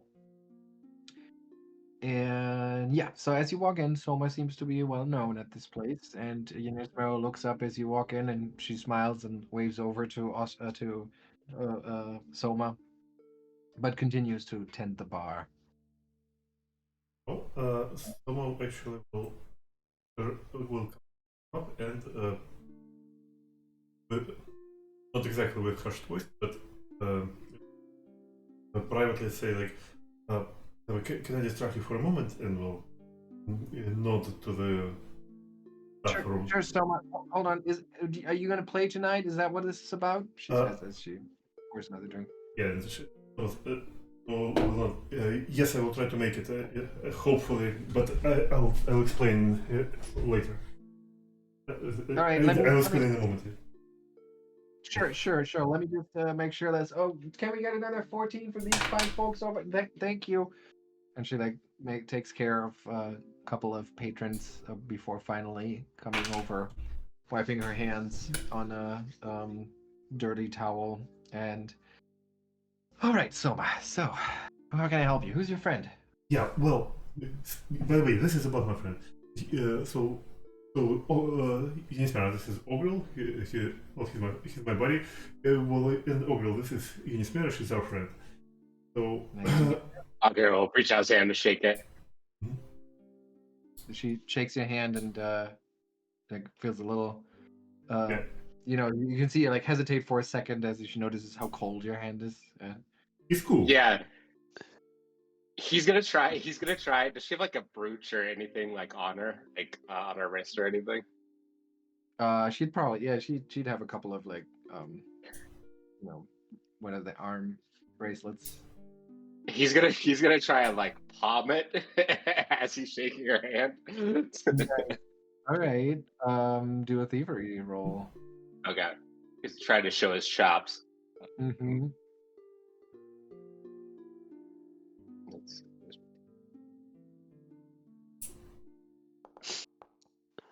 17. All right. So you go for it, and try to pull off one of her bracelets, and she notices, and she locks your hand in an iron grip, but she bursts out laughing, and she goes, Yeah, and Oh Souma, my god, you must be new in town, my friend. You do not do that. That's hilarious. Soma, where did I'm you find usually this better. from? I'm usually better. I wasn't gonna keep it, but wanted to try. I'm sorry. oh, yeah. And he'll like look dejected. Well, yeah. So I see. So basically, yeah, that's what he does. And Well, well, I can't tell he's not doing it very well. well, yeah. But long story short, he needs a place to stay out of sight for a little while, and we kind of wanted to ask you for some recommendations on this front. Well, I mean, you're always welcome to take one of our rooms. They're very affordable. I'll give you a good price for since you're a friend of Soma. Yeah, Soma said you kind of have your hand on you know, you keep your ear to the ground. You know what's going on Allegedly, around here. allegedly. No, Allegedly. no, we're completely. I'm not dabbling in gossip, or if that's what you came here for, I'm sorry. No, no, no, no. No gossip, but if one had a hot item that one needed to stow And away somewhere, where might we go? Not that I have anything. I mean, some at this point probably will like just put your hands up and say like oh girl, I mean, like, don't you think she already knows like basically we need to get some Carman basically. Do you know where he is? Where Carmen is? Yes. Oh, you're looking for. Oh, you mean because of that whole thing with the library and the sword? Yes, that thing, yes. I mean, we need a sword. That's what I was getting at. Yeah. Oh, yeah. Well, our precious Ace of Blades got a little deep into the mugs last night, so I kicked him out. And he didn't go very kindly, I have to say. But you know, I've had to deal with his bursts before, but I don't know, there was something different about him last night. He seemed somehow more animated. I should have known better. I kind of blame myself a little bit. I should say I should have sent someone out with them, make sure he gets home and stays there. I feel a little bad about it. But in the end, it's not my job, right? So Yeah. Well, yes. Like, but like, so yeah, but But he didn't come that's back. that's now beside the point. Like because Right, well, right. we- yes, I know. we- Yeah, yeah, right. You asked if I have any idea where he is. Well, I mean, usually if you're interested in our specials, I would usually ask you to order from our menu. If you catch my drift, but I mean, Soma, we're friends at this point. Mhm. I'll give you this one for free. I mean, you should actually know yourself. Have you never heard him talk about his little smuggler's refuge just outside of town? Do I know that? That little That's just cave. a rumor, I thought. You can do a society roll.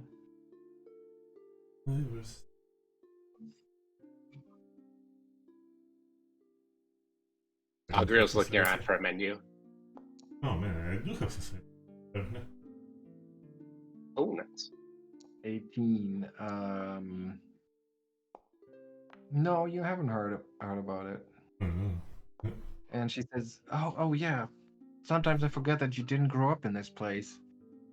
You know, it's a little cave. It's about an hour outside of town, and you know, when you're in your younger, more adventurous years, you sometimes people around here like to sneak out there and you know, away from the prying eyes of their parents or the town guard or whoever else wanted to mess with their affairs. Anyway, people don't really use it as much anymore these days.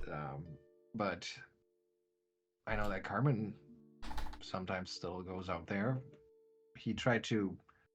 At one point, he tried to go into business with me and some of my associates, and he had a meeting out there once. So if I were to look for him, I'd probably check out that place. Like, someone will actually hug her and say, "Thank you, thank you." Well, so He's like, yeah, "Whoa, well, whoa, whoa." see you in the evening. I owe you a performance, and she will immediately storm off. And she's Yeah. like, she's surprised and doesn't really know how to react, but she's not like, she's friendly. So she's like, oh, how did I deserve this? Sorry for trying to steal your bracelet. As Augrael runs out with chasing Yeah, after Souma. I'm tempted to actually also try to pickpocket, but I will not do that. Oh, I see. Yeah. So she smiles as you both run out, and you run over to the library where the others were. I would assume that Lucca is probably giving a little speech at this point about the importance of keeping evidence intact and following everything. Protocol has been the word protocol has been said more times in the last 10 minutes than in my whole life. Remember, you cannot touch anything. If you disturb even a single element of the crime scene, you could throw us off the trail. I swear, Luca, if you say SOP one more time, I'm gonna crush that skull of yours. Hey, we might know where he is. Souma found out. What? What's it called But again, we Souma? didn't even get started. Well, it's all a matter of who you ask and where you go. So in our case, I think we should really check out the the favorite Ottardo retreats way back there outside to the smuggler's cave. I believe previous heroes of Ottardo used to know that very well.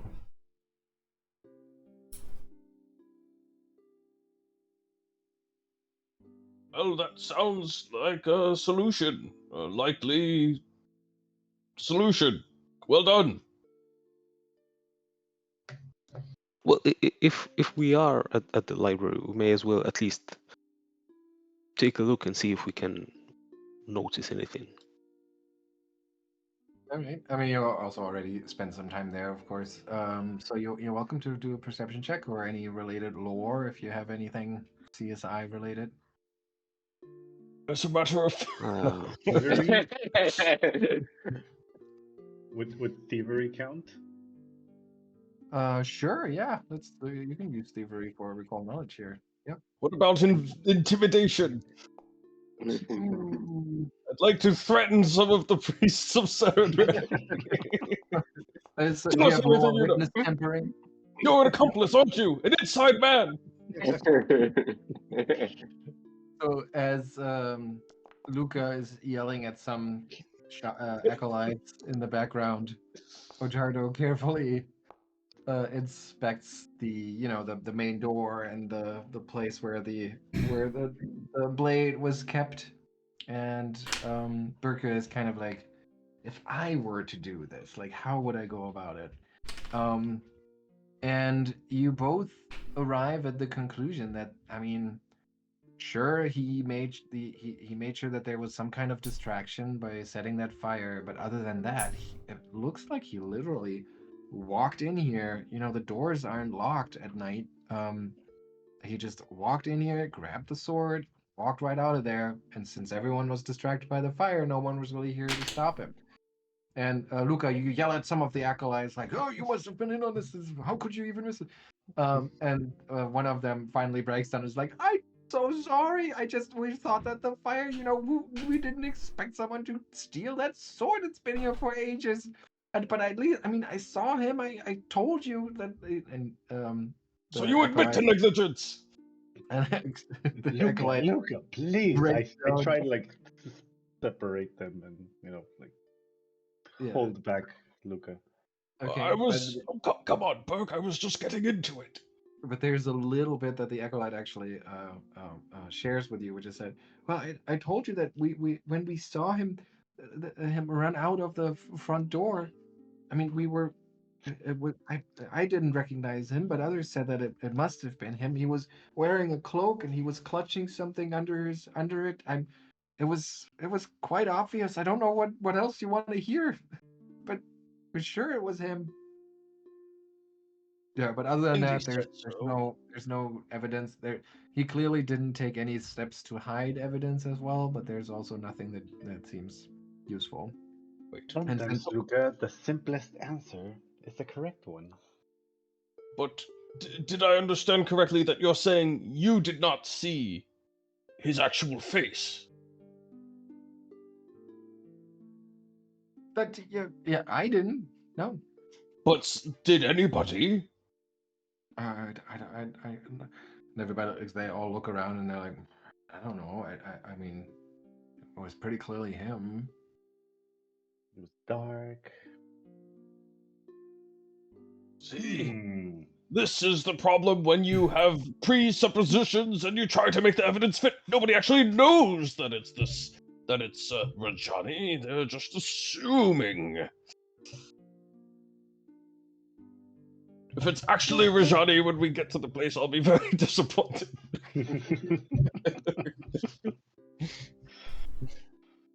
I see what you're getting onto, Lucca. I suspect this Vanderdash. Leave it to a priest of Serenray to get up to something nefarious. Yeah, I thought you would say it to a halfling.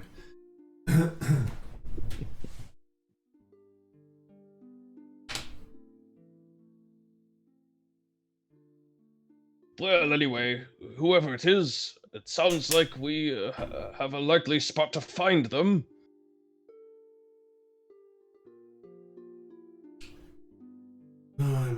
Yeah, I got 2 gold on it being this Carman guy. If you want to go in on that, Lucca.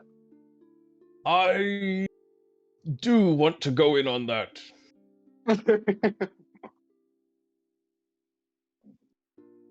No spells, no charms. Yeah, I still have Phantom Pain spell prepared. I mean, so but I can't use it. It's ruining the whole scene. Oh, just had to do it. Doing this.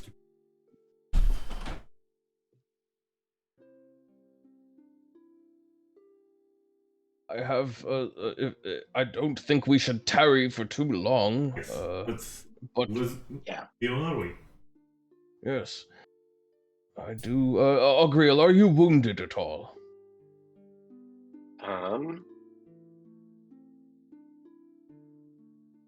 No. Mm-mm. Very well. I'm going to use this wand on myself then. I think I just hit other people in the last fight. No one hit me. And by Okay, other people, I mean you guys. I guess I already used the wand, actually. I have Jesus. 0 out of 1 charge. Never mind. Yeah, but- I could use lay on hands a little bit actually because I'm basically at half week. I think what we said was that we took the time before going to the mayor to patch up. Oh, We should be at full, yeah. can someone stitch me up? Could Souma have stitched me up? Yes, we can do Okay, very good. 3 wounds. So we're back at full health. Yep. That would be 5. Very good.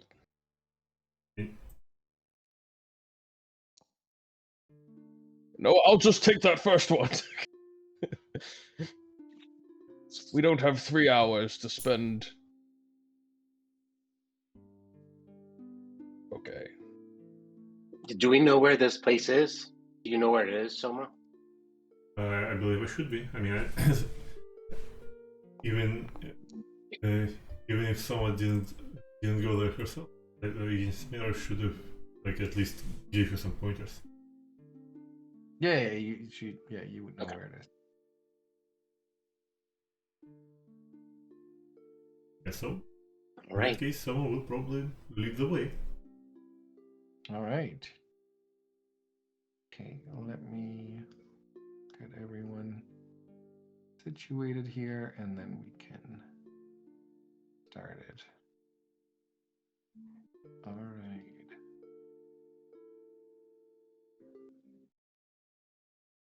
Okay, so the Smuggler's Refuge, as it's now known in town, among some that grew up here, is only about an hour outside of town. It's just a short walk through the forest.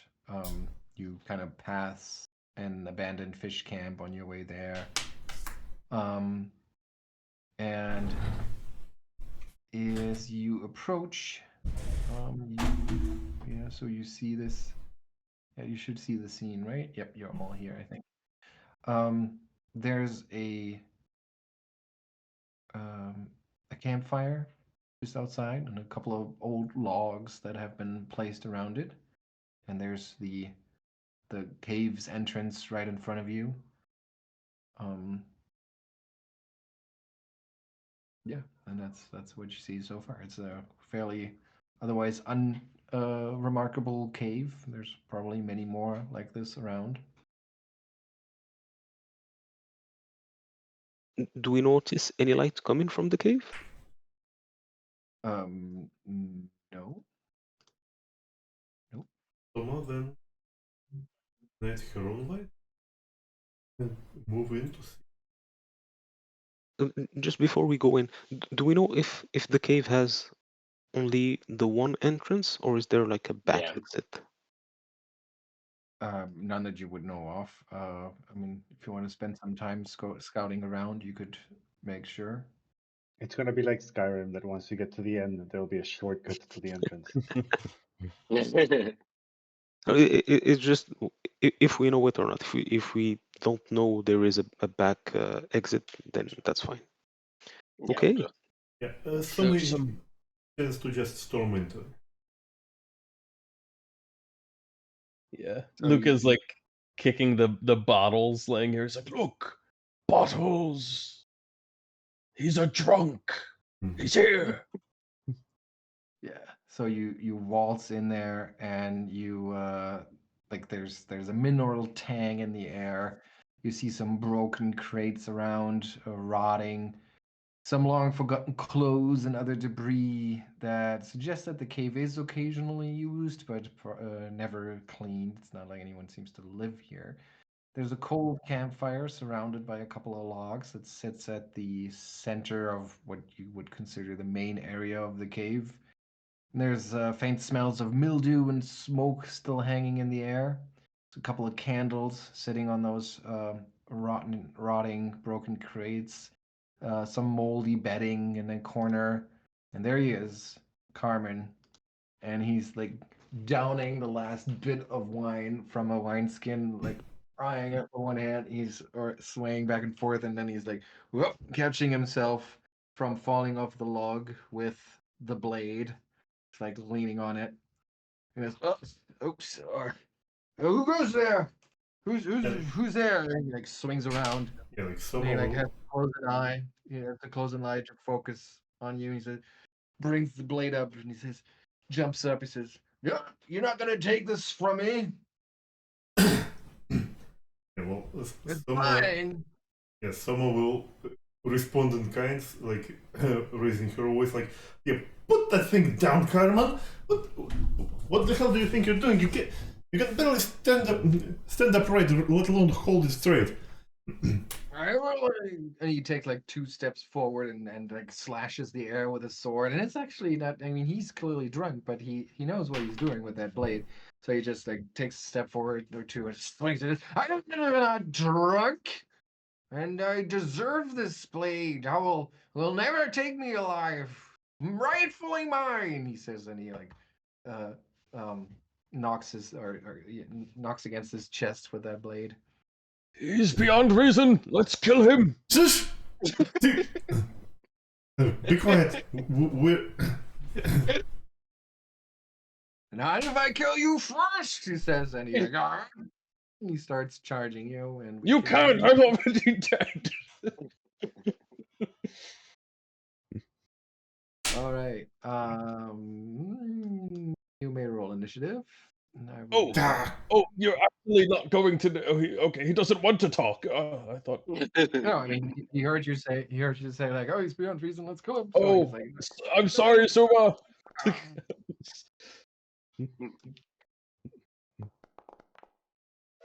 Oh, nice So- crit in it. There's the tank engine. Thomas. Thomas, the crit engine.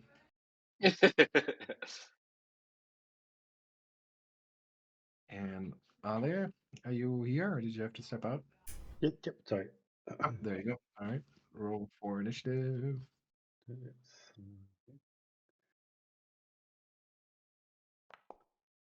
Okay, here we are. All right. So, like I said, he raises his sword and he's clearly about to stumble forward to attack. Birke, you're the first one to Can respond. I like hit him like with the gizem, but like with the butt end to kind of knock him out? Yes, I believe there is such a thing as choosing to do non-lethal Yeah, damage. yeah. the minus 2, I think. Yeah, just to point this out, it's a little weird how a non-lethal damage works. Just as a reminder, it literally doesn't matter until the very last hit point, whether it's lethal or non-lethal damage, and it only matters if the last hit point is non-lethal, and then you go unconscious. Pretty much Instead what I of do on Cyberpunk, like bring the boss's health all the way down and then take out the non-lethal gun.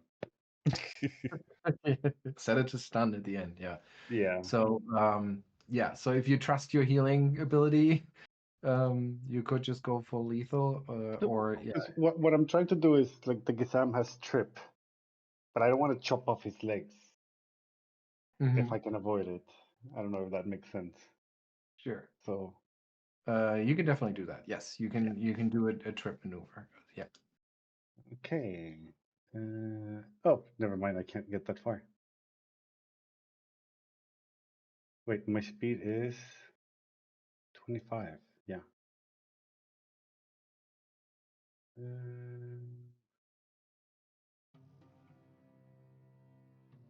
I'm gonna move all the way here. One action. Yep. Do some insults and ready an action to trip him if he gets close. Okay, if he gets within reach, you'll try to trip him. All right. Augrael. All right, Augrael does have 30 feet, so he can get here, and he's gonna try and disarm him. Okay. So I think Disarming, it's just an so you know. athletic check, right? Yeah, and disarming, just so you know, is kind of weird because Yeah. yeah, I only if you read it. crit succeed, you actually disarm. Otherwise, you just give him a circumstance penalty. Yeah, but at least I'll give him a penalty. He doesn't think he's not gonna try and kill him, so he will at least try and Okay. disarm him. Yep, that's an athletics check. All right.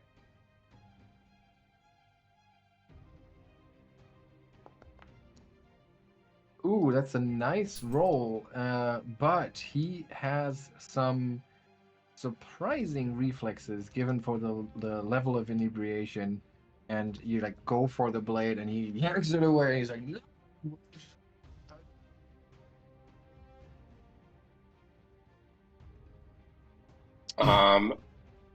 All right. Augrael will stride again.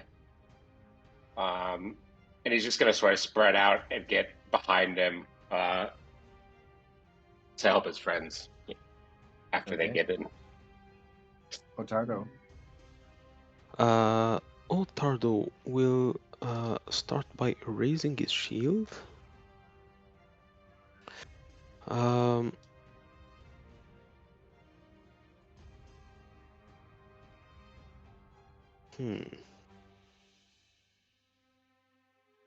And he will ready an action, so that'll be his remaining 2. He will ready in case if Rajani comes within range, an attempt to trip. Okay. Then it's his turn. All right. Augrael kind of was trying to get to his blade, and he yanked it out of reach for Augrael. And then he's like fixing one eye on him, closing the other one. He says, "You won't take my what's right mine." And then he stumbles forward one step and swings the blade at Augrael. Critically, for I'm 30 points of damage. Just Ooh. again, like all of you are probably all right. Calm down, Carmen. You know you're drunk. We'll get you home. And he's like, yeah. Maybe he like half falls into this swing, so it has even like he would have probably just fallen flat, um, if he hadn't connected, and that gives the blow so much momentum that it is a brutal swipe at Augrael. Yeah, our girl's not. He's like, all right, I'll just dodge this once he gets there, but he comes like too fast and too quick, and just takes a massive slide. It's always funny until someone gets hurt. And yeah, and then he like he recovers his swing and then brings the If I longsword use, around. sorry, one second. I haven't. If I use nimble dodge and that reduces it below a critical, does that work? Yep. Or is nimble dodge just for evading? I'm gonna use Nope. nimble dodge then to avoid the crit. Oh wow! So that gives you a -2, a +2 to AC nimble dodge. Yeah. All right, that's Um, a very good use of it. So that's 15 Yeah. points of damage. all right. Sorry. There we go. Very good thinking, because it wasn't a natural 20. It was just +10. Yeah. Yep, great. All right, so that's that, and then he swings the blade once more, and like a wild, wide sweep misses. Lucca. I mean, after seeing him chop into Augrael like that, looked like he was nearly going to take his head off until he dodged it. Lucas.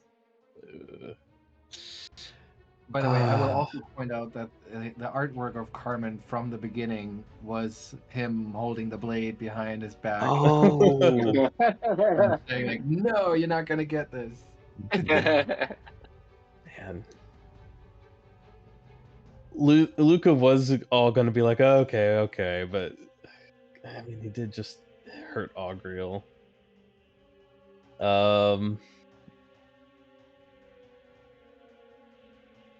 He's going to I think he's actually gonna throw a firebolt at him. Or produce flame, not a firebolt. Mm-hmm. He's he's gonna be like, "Hey, you drunk bastard! Why don't you pick on someone your own size, like Ottardo?" All right, let's toss it. Ooh. That's a miss. Oh dear. Oh no! Oh no! Strikes some of the moldy, rotten boxes behind him. And then Luca's gonna say, actually, hang on. Do I have the range for that? I might have to step up as my third action. Yeah, I actually have to step up a little bit to cast that. So that's his 3 actions. But he's gonna say to the others, don't worry about using lethal force on this one. If you really want him alive, I'll just stabilize him after. Have at him! Oh wow. Okay, but indeed, dealing a crit to our body indeed changes things. So even though Soma said she doesn't want to use Phantom Pain on Carman, apparently she will. So first thing first, she will do a bon mot on him.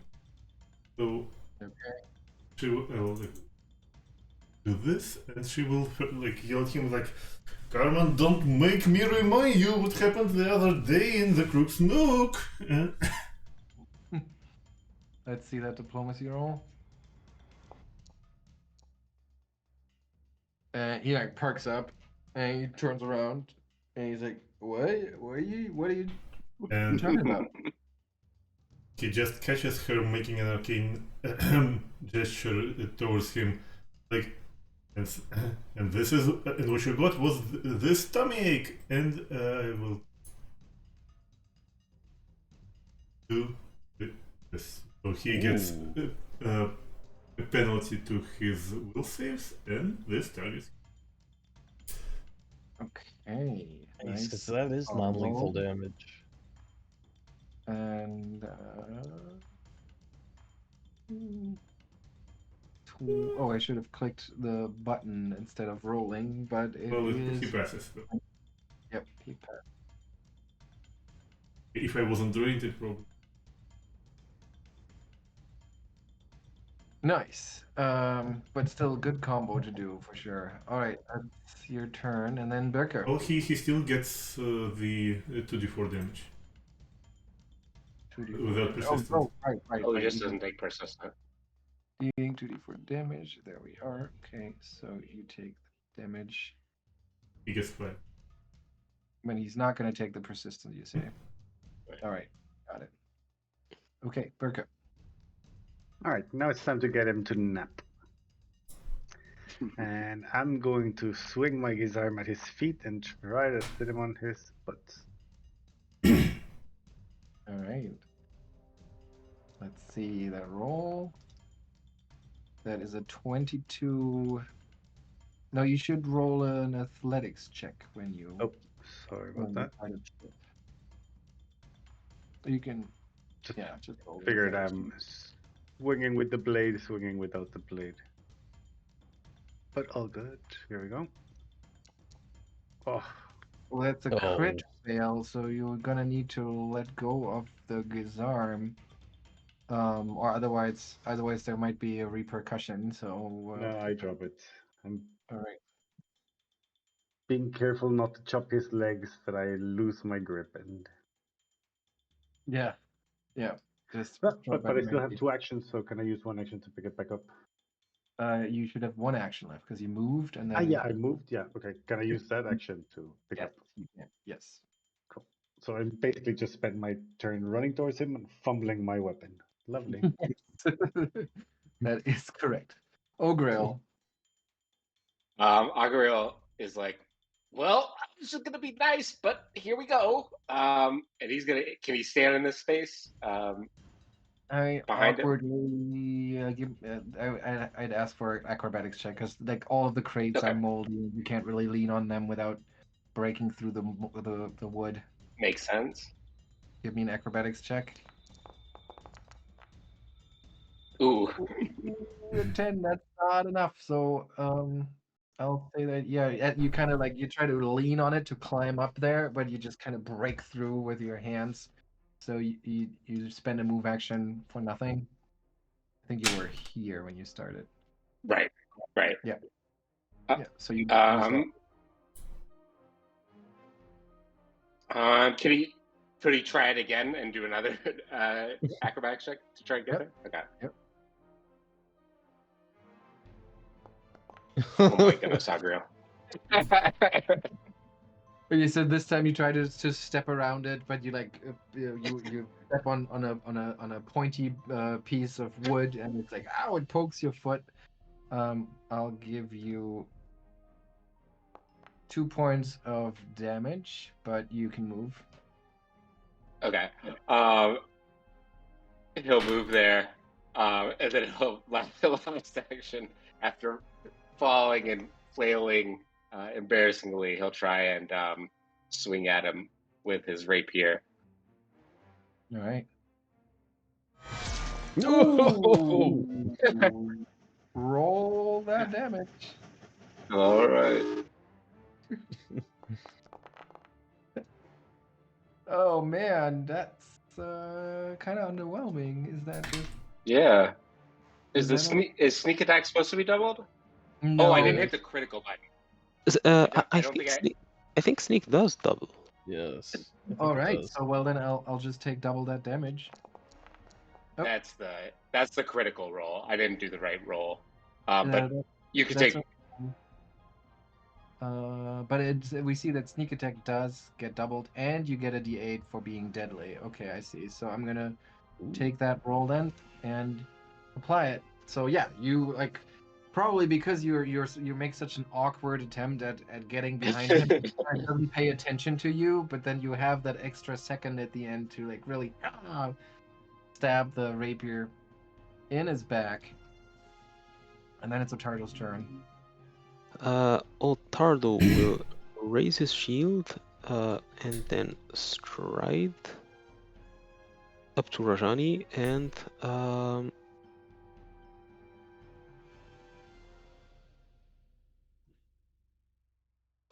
swing his hatchet at him.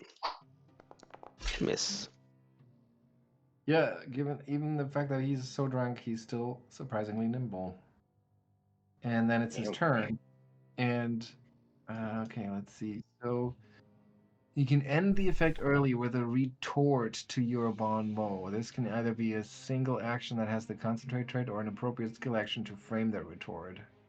Must take at least one action. Needs to use a linguistic charisma-based skill action. Okay, so then he's gonna say the insult was like, remember what happened at the Corksnook? And he says, my pants were only wet because I wrestled the trapdoor first. We'll do a persuasion check. That sounds like a deception check to me. Well, Are you kidding me? Pretty convincing though. So that was an action, and then let's see. He has 3 targets, and he's kind of like just flailing wildly. So he doesn't really have a preference in terms of the target. So we'll do a 1d3. We'll start with Birke and then go clockwise. That's Birke. So maybe because he was responding to Souma, he just kind of turns towards her and then swings at the next person, which happens to be Birke. Bring it. And he does. Oh shit. You just have And Oh, Jesus Okay. Christ. I'm trying very hard not to kill him, but he just I take Ottardo is double that going. damage. Ottardo is going to intervene and grant Birke resistance 6 to that. all right. So you only take 36 points of damage out of him. Birke does. How the hell is it 42? It's 6 and a 7 roll. yeah. But how does it get up to 42? Yeah, that's what I'm trying to figure out. Oh no, it is. It's 13 plus 8. And then he adds 8 to that. Yeah. Okay. Okay. Wow. Yeah. Nasty. Damn. Yeah.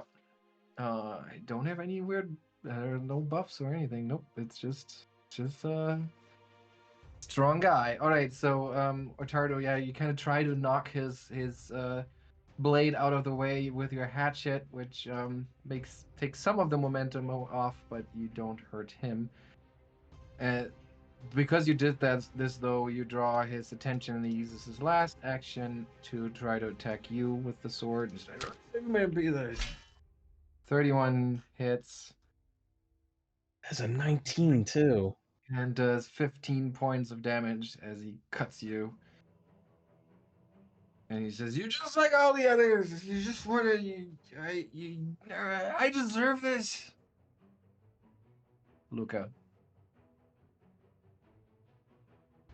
Lucca is just like, oh, enough with this utter nonsense. And then he is going to cast the spell.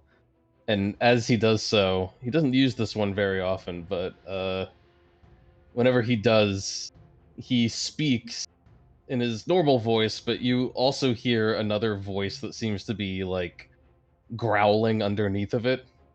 So it comes out as, "Drop your sword," as he casts command. Nice. Right, and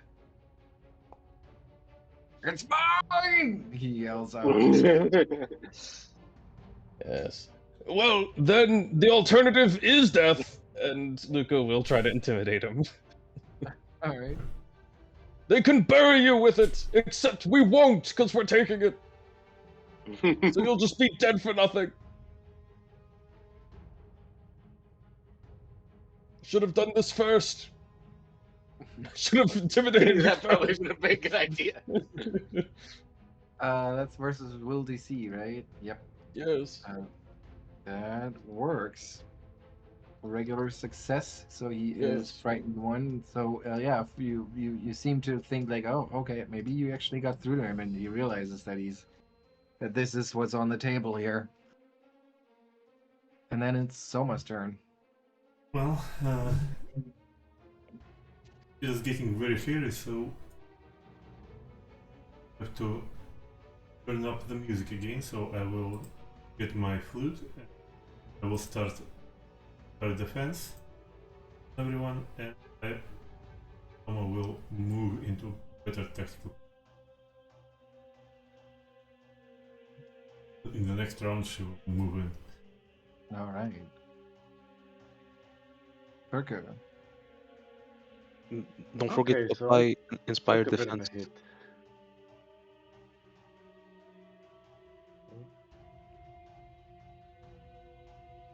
Ale? Inspire defense, right? Oh, Yep. yeah, I'm You just wanna? dragging inspire defense.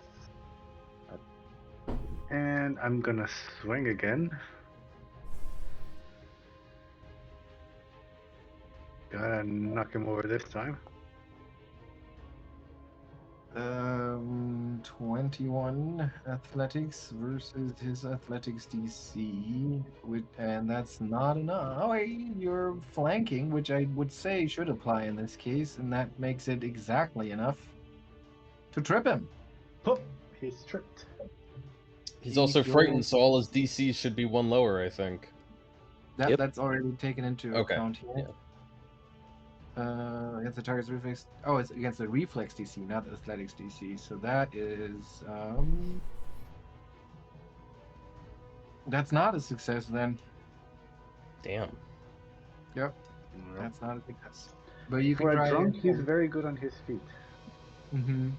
You could try Drunken again, but master. it is considered an attack action. So your next trip attempt would take the multiple attack penalty. Okay, I'll do that. And that's -5, right? Yeah. Yes, you're using the weapon. Yes. Okay.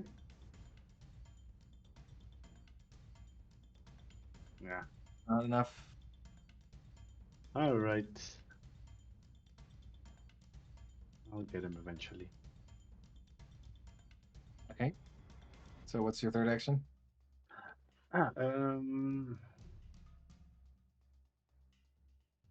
I'm going. Can I do defense or something? You could take cover, I guess. That's the only thing. There's no fighting defensively or anything like that. Does anyone know? I No. don't think. No. Yeah, so the only thing would be taking cover, but there's not really anything around. You can Yeah, step I'm just away. gonna. You could step away, yeah. I'll step away. Yeah, this stupid drug hit me and I stumble away. Yeah. I mean, you do have the reach of 10 feet, even when you try to trip, so you don't have to be next to him. Augrael. Augrael is going to step here with his first action and then try and hit him again with his rapier. He's just furious at this point. Like he was gonna try and just take the sword, but after that massive hit he took, he was going after him. And with his final action, he will use the little magic that he has to cast shield. All right. Ottardo. Ottardo raises his shield and then swings at Rajani. I didn't see that roll. 25, that's a hit, and you do 8 points of damage. Okay. Um,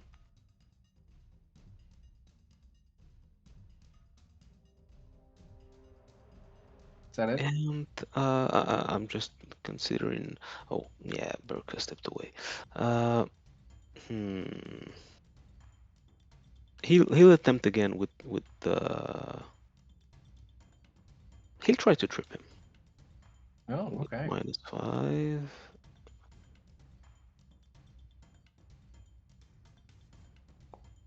So that's a 24. By the way, there is a trip action that you make macro that you can use, so it Ah. can right? That'll make it easier for us to deal with that. But that is enough. So he goes down. Actually, I think I have to walk that back. Okay. Let me just double check quickly because Right, you don't have a weapon that has the trip. yeah, Yeah, and both hands are full. Yep. Yeah. Oh, Well, well, I guess that will be an attack instead. Okay. You roll the attack. Did that include a map? Yes, Yeah. it did. Okay, so that's a hit. And you kind of like graze his shoulders left and right as you swing your hatchet at him. But his drunken courage, in his drunken courage, he doesn't really seem to mind too much. And he just stumbles around and he goes, how can I get me so easily? He says, and he steps away. And points his sword left and right. One is Ottardo, two is Augrael. All right. He then all of a sudden like jabs it forward and tries to stab you with the sword, missing, and then swings it in an uppercut, missing again. Why? Okay, whatever. So that is his turn, and then at the end, yep, the Frightened goes down. Look up. Lucca's gonna step up here, being sure to keep Ottardo between him and the crazy man, and he's going to say once again, "I said, drop it." He casts Okay. command. It's a 50-50. Let's see. Well, Looks Mm. it. he really likes it. yes. That's it. That's it. Soma. Once again, I will renew Inspire Defense because that will protect us from the crits. Hopefully, I will try to make it lingering.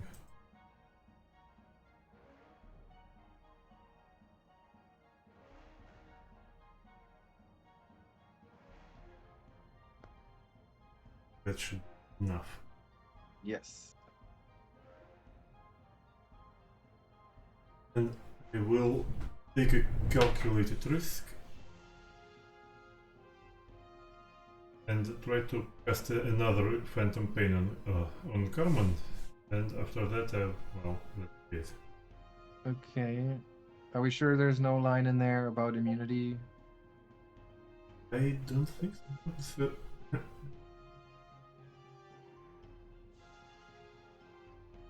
So it's just a spell. I think it. Okay. He didn't critically save anyway. Okay, go for it.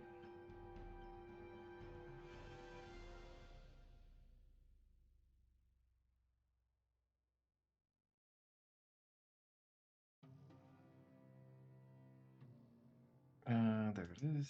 Okay, so you. But he Almost. still takes. Yep, he'll still take some damage.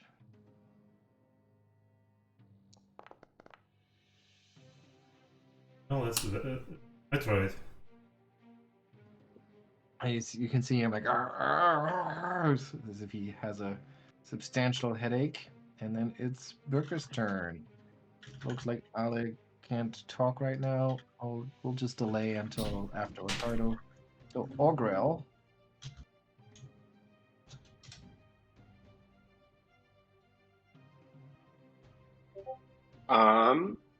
Let's see, what is that going to do here?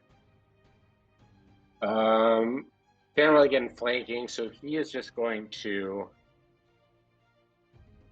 Well, Tardo does go next, so Augrael is going to delay here for a second. Okay. See if he Tardo? can find a good opening. Got it. Ottardo.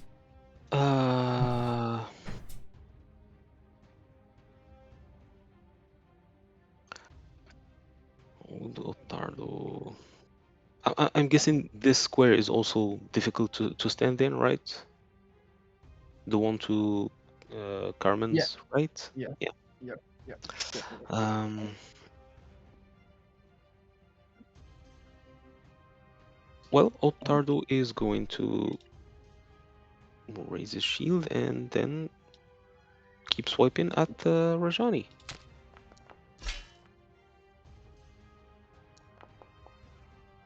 Nice.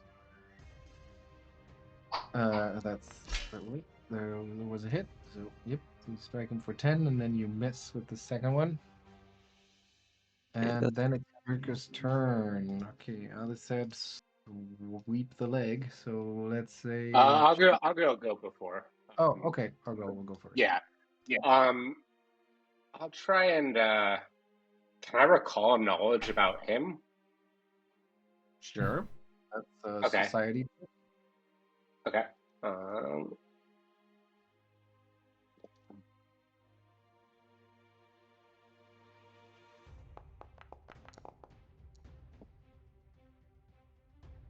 27, not bad. Not bad at all. I mean, you haven't been in town enough to really know him, of course, but you kind of get the sense that you know the type. You know, he swings a mean Yeah. sword. And he likes to act tough, but you're pretty sure that deep down he's a coward. Okay. And he doesn't say anything. Like he probably gauged that from that first where he was mumbling about how he was disrespected and how he was so great and should have had a better position. But he will try and strike at him, but he misses. And he'll use his last action to do the shield cantrip again. You can only do that once every 10 minutes normally. Oh, that's right. But Thank you instead- can 10 minutes breaks if you shield block with cantrip. Otherwise, you can cast it all you want. Yep. Oh, After you use shield Oh, block. okay. But Oh, it's okay. also, does it only have a duration of 1 round? Oh yeah, Yeah. until the start of It the next is turn. it is Okay. basically magical raise shield. Right. With a Okay. one-time block. Yep, cool. All after right, you so use yeah. shield block. Oh, interesting. I didn't notice that. I'm back. Okay, perfect timing, Ali, and it's your turn. I jump over these benches, still dazed from the hit, and we'll Mhm. try again. Shoot for his legs, knock him on those crates. All right, let's sweep the leg. Again, if you use the macro for trip, it'll do all of the bookkeeping for us, but it is a miss.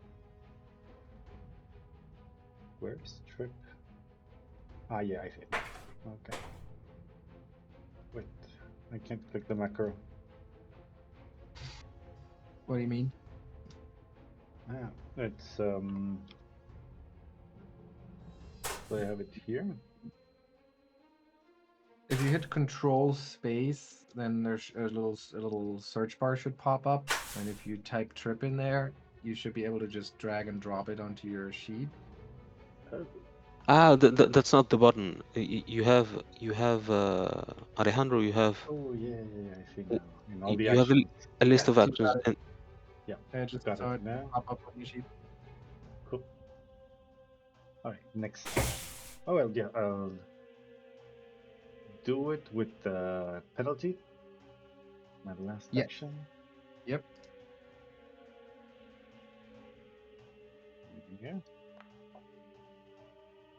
And that I forgot to that's a target miss. it, sorry. That's a miss. All right, so that's Birke's turn. Then it's Carman. What was the last thing that happened? Augrael was checking him out and then missing. Ottardo stepped up and was kind of grazing him. I think at this point he'll kind of focus on Ottardo since he seems to be the most capable one, and just leave me in peace. All I want is what's rightfully mine. He strikes you for 20 points of damage. okay, Ottardo will shield block that.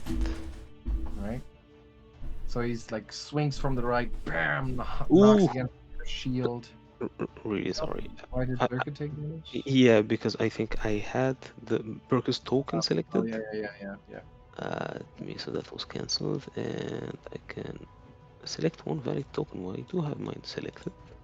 Okay. That's better. Yeah. So he swings from the right, knocks against the shield. It like sends tremors through the arm. That's how hard he strikes. And then he swings the sword from the left.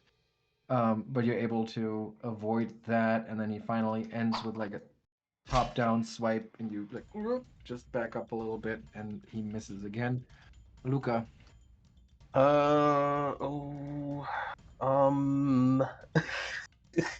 I mean, I have a 50-50 shot to just end the encounter if I just keep commanding him, but he keeps passing. I don't know. Sometime at some point he must fail, right? We'd probably still have to fight him after if he Yeah, dropped but the without sword. a sword, what's Yeah. he gonna do? What's he gonna do? Huh? He surely doesn't have another one. Yeah, what is this guy gonna do when he loses his sword? 16 hammers. What do you even need that many hammers for? God. I think this really won't affect him very much. God. At first I have to hit him with the spell attack. And then he has to fail a fortitude save. God. What a kind of crummy spell.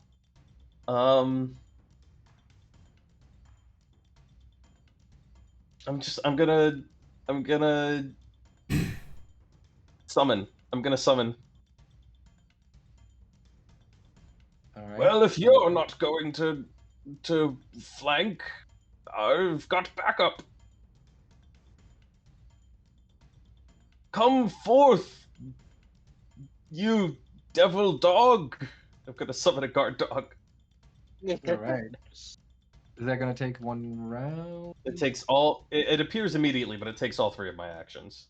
Okay. And then doesn't get an action itself, or does it get No, an because action? I have to command it on my next turn to make it do Excellent. things. But it So- will grant flanking to Augrael because I'm gonna stick it So- right there. Oh, so a dog Nice. appears on top of the sort of wobbly, pointy wooden bits of rotting crates and seems like a little confused for a second. Just any And- dog. A very slightly evil-looking dog with, I guess, little horns behind its ears. Oh, Maybe it's not evil. It just has horns maybe it's just a pug, and yellow eyes. or It's just maybe a, it's just a pug, because that's it's just a how I pug. would imagine a Slightly devil's evil. dog. It's a dog from Nightmare Before Christmas. Yes. With the little jack-o'-lantern nose. Soma. Yeah. Okay. Mm-hmm. Spell defense still going. We're going for this round and 2 more rounds. Then Souma will draw her rapier and charge in.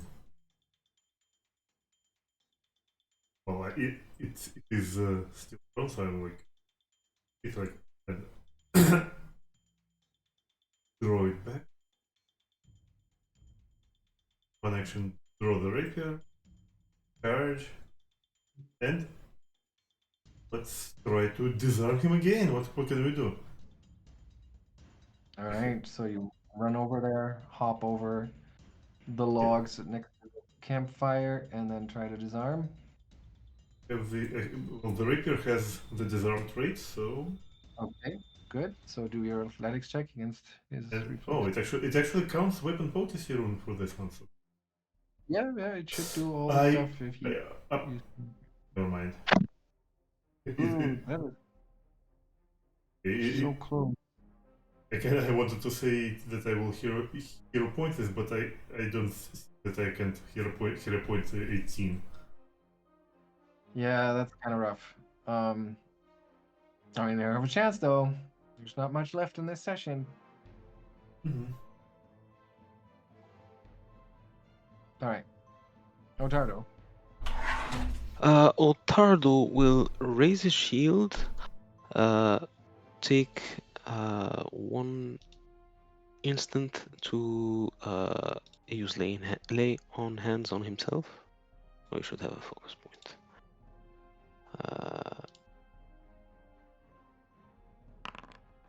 Heal that, and then swing at Rajani.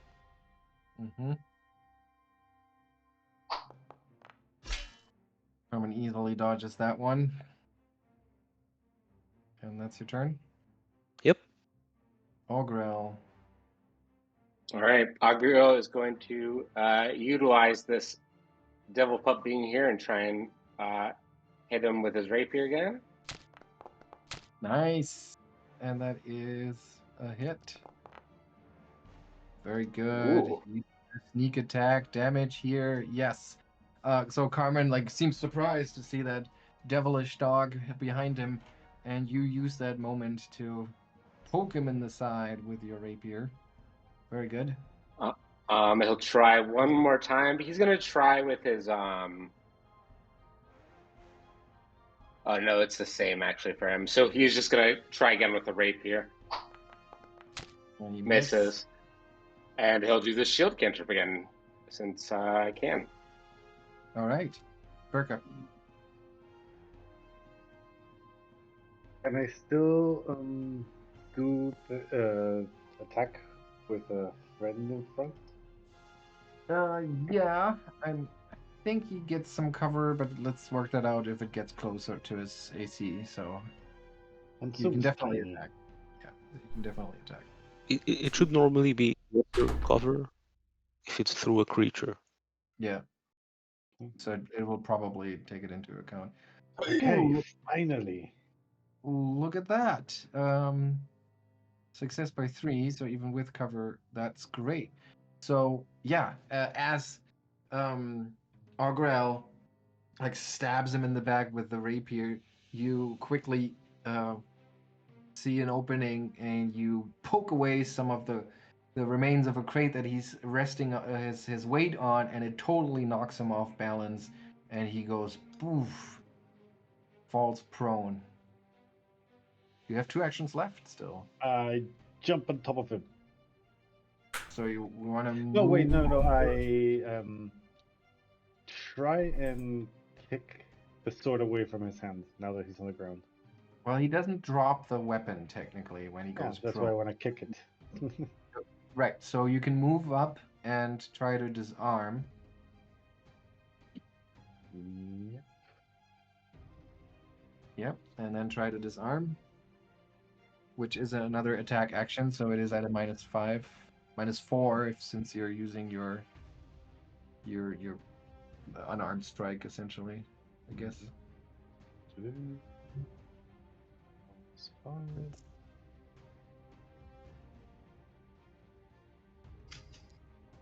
Look, Yes! Yes! crit success. So you knock the item Absolutely.